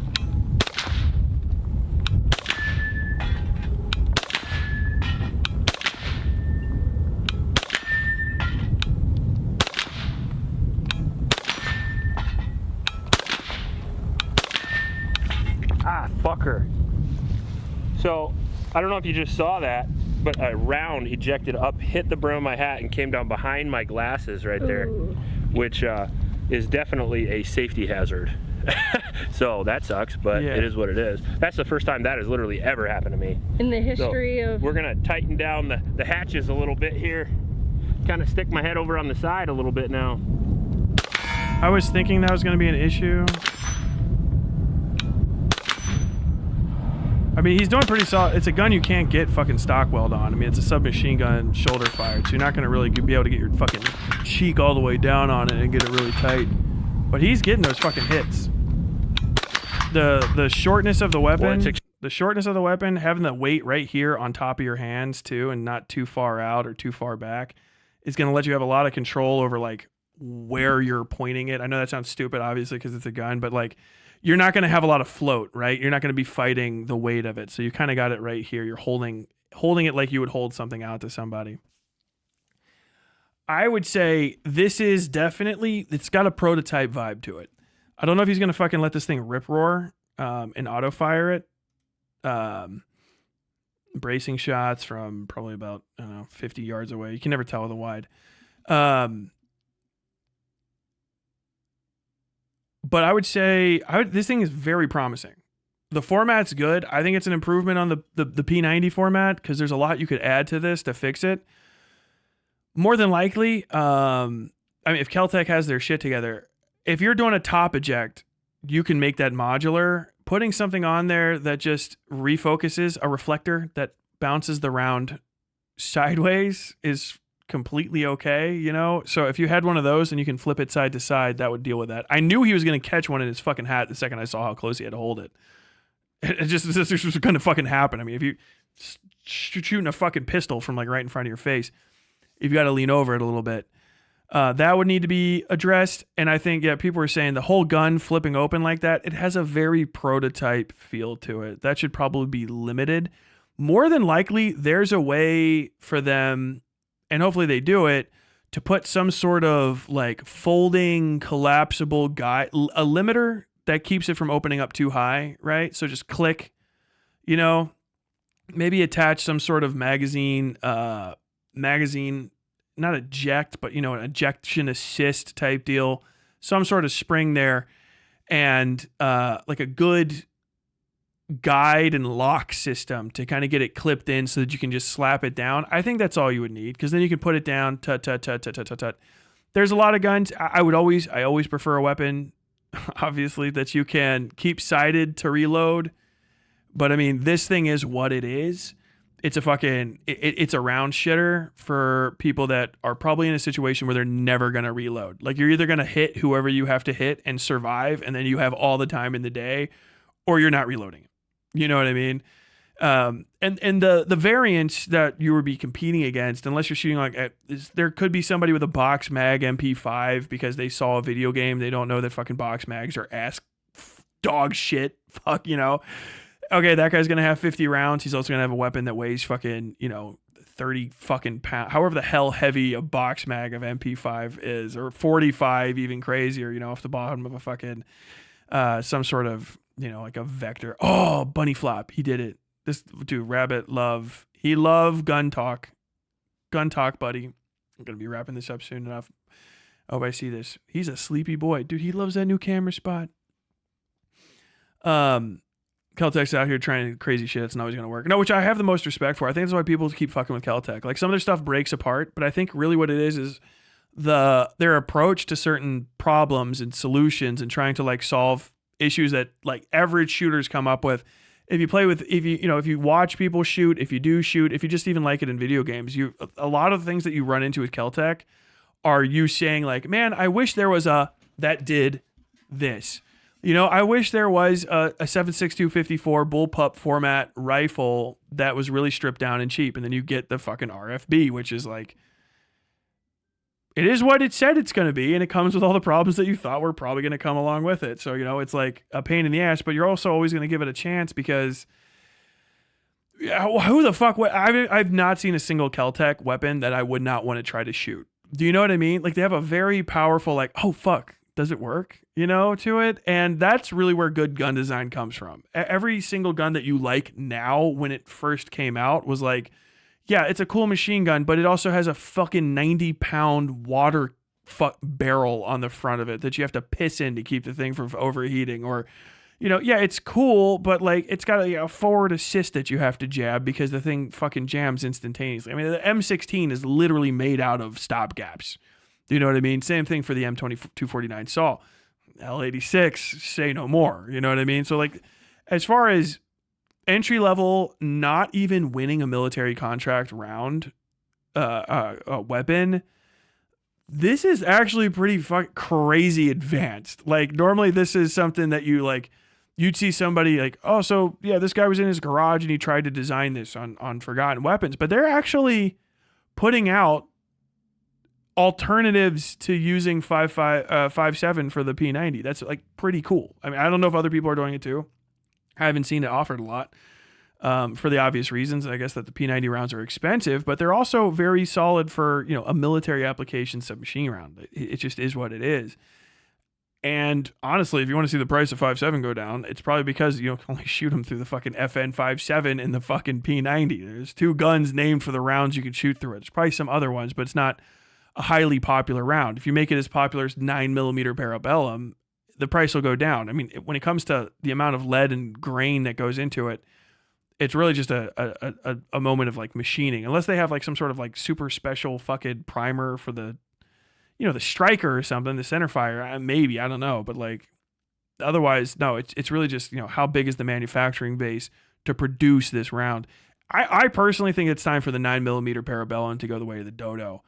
I think that's a really dog shit round. I mean, I know it's the workhorse round of everything, but to me, it's kind of like a flathead screwdriver top. There's probably a lot of purposes for it, you know, but mostly it's not ever the best for anything. It's like, what is this? Like, oh, it's a flathead screwdriver screw. Like, what, are you trying to make me want to fucking kill myself? Can I get a Torx? Can I get a fucking square head? Can I at least get a Phillips head? Like, no, we put a fucking very, very thin flathead screwdriver head here. Like, why does this even exist anymore? Why are we still making these? You know?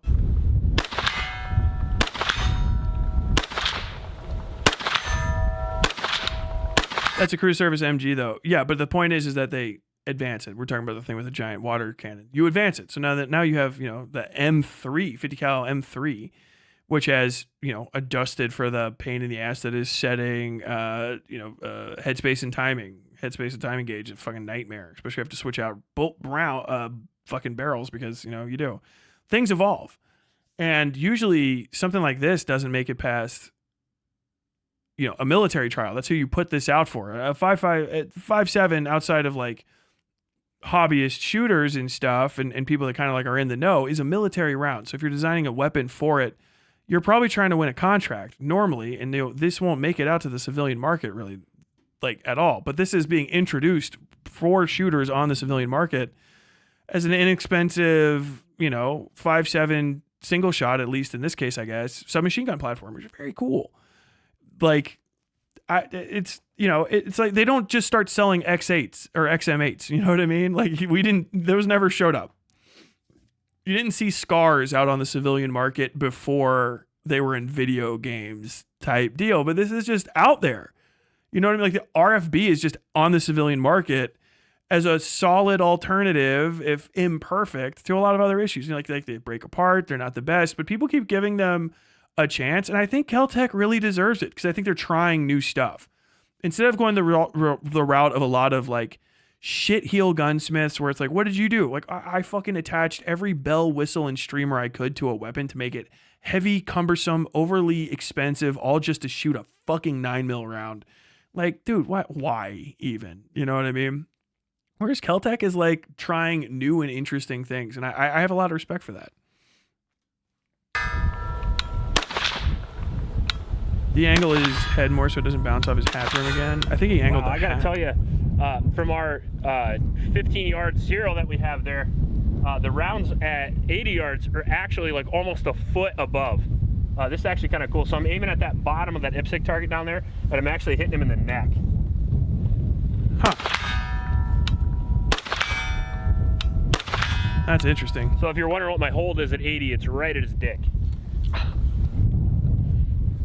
This is something I never had to deal with pistol sights and stuff, is that he's actually got it zeroed so close, and that round doesn't have the fall off of a standard pistol round. So he's actually got it zeroed so close that zero is still well ahead of the arc of the round. So the round is actually still rising, right? So he has to aim down because the round has so much ass in it, and is just, that's the other thing with 9mm. They bleed out. They bleed out heat, you know what I mean? So like, yeah, they can still like kill somebody, stray around through a window, but punching through a vest and shit like that, or doing serious damage to somebody that's like ready to get shot, they have their adrenaline up and shit. They're like fucking, whatever, bro. You shot me at fucking 75 meters. I'm kind of like, I'm feeling like I'm kind of good about it. Whereas this thing's like still hitting. So when it hits somebody, because it's going to go bam at the front and then go woo and wiggle around inside you like a fucking bookworm.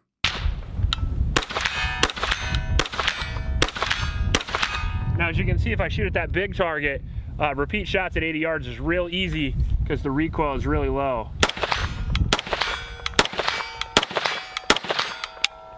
All right. Are you already out? Yeah. You're having too much fun. This is actually a really fun gun. So I give KEL-TEC a lot of shit because I've had a bunch of KEL-TECs that don't work. And this is certainly a rough design. And what I mean by that is it has a lot of roughness to its manufacturing. If you use the P90, everything is smooth. There's nothing that can get caught on anything. The manufacturing quality is better. The parts quality is better. You can tell the parts on this are cheap, and you can tell it's cheaply manufactured just because of all the sharp edges and all of the intricacies that come with the hard magazine loading process, and then the charging handle getting stuck and things like that. That being said, it has been extremely reliable. We ran 100 rounds through this just now in 10 minutes.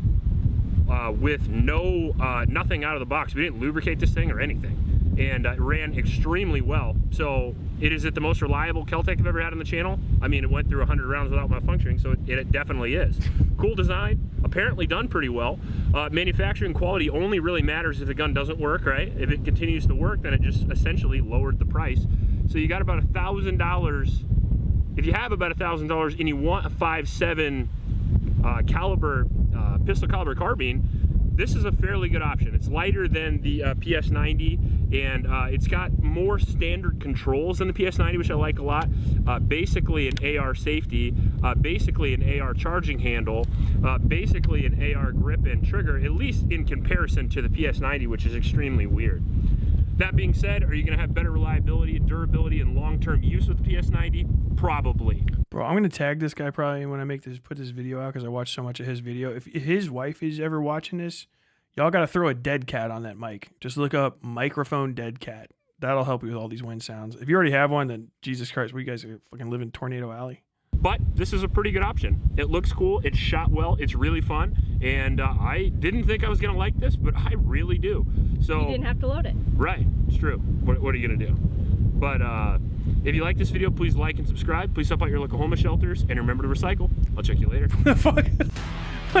That was cool. Okay. Support your local homeless shelters and remember to recycle. Damn, those are winning mentalities. Okay, based, cool guy. No, I like that shit. That was solid. Good fucking recommendation for a accidental, really long gun segment. Sorry that we kind of went on for forever about it.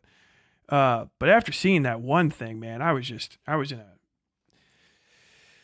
needed something else. You know what I mean? God, that Amaranth, whatever the fuck that thing is that she has, the staccato arms. Oh my God, that entire manufacturer. I was like, what in the fuck, dude? Absolutely not. I didn't even know what the hell I was going to cover. I guess tomorrow I'm going to try to look up the Luigi Mangione porn stuff or whatever the fuck.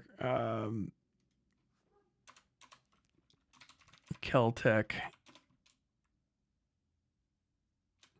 5.7 series. Bro, these things are fucking awesome. I got to find, what was that other video? You guys are going to hear me play a video again here in a second. Okay, that's this. All right, I got to make sure I have these so I can stick them in the description for y'all.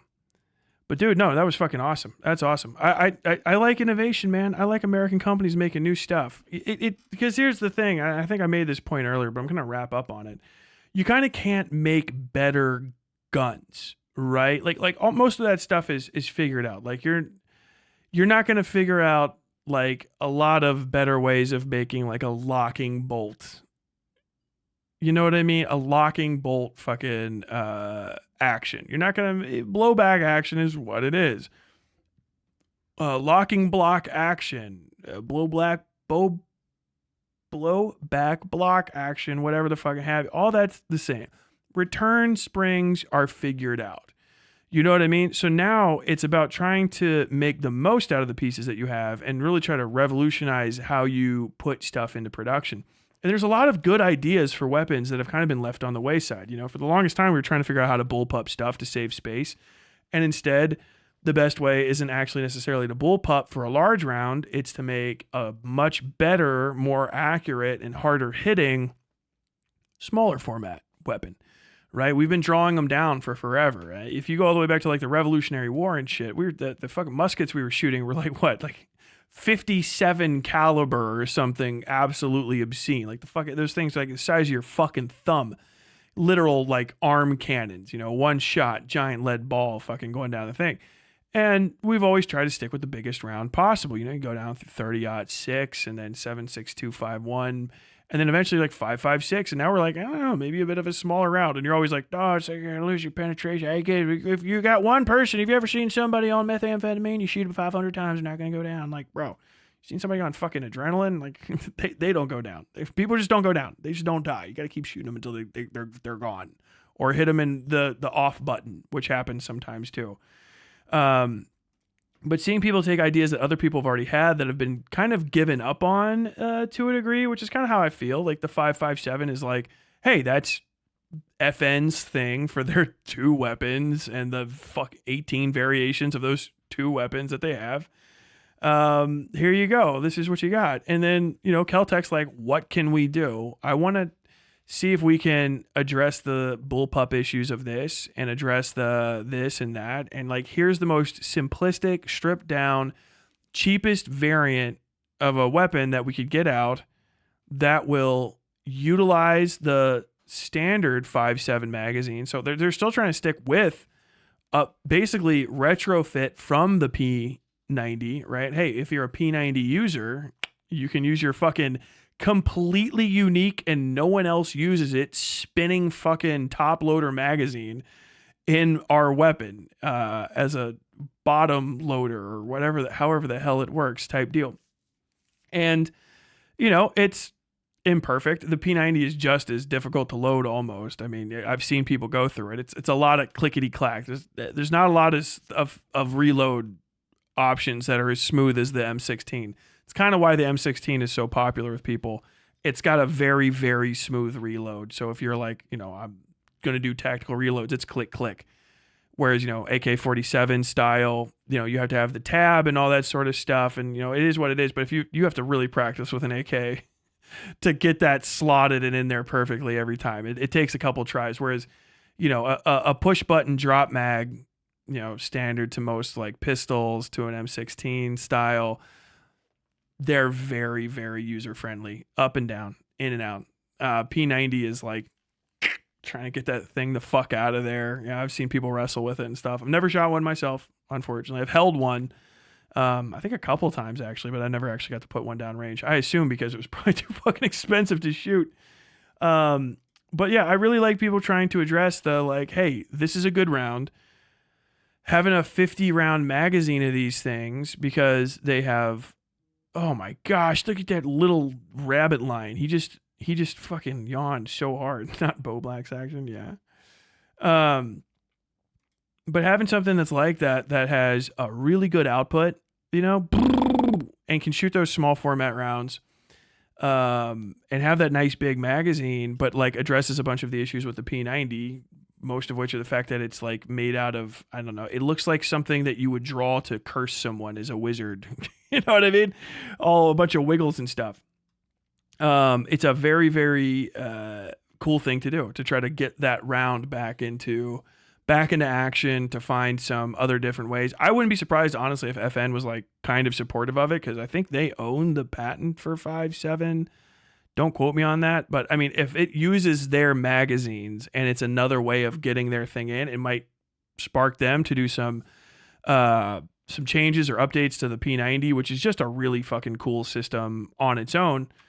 And that would be neat in its own right to see some sort of like updated, modernized P90. It would be neat to see them do something with this platform and see like where they could take it and what they could do with it, because I think there's a lot of potential there.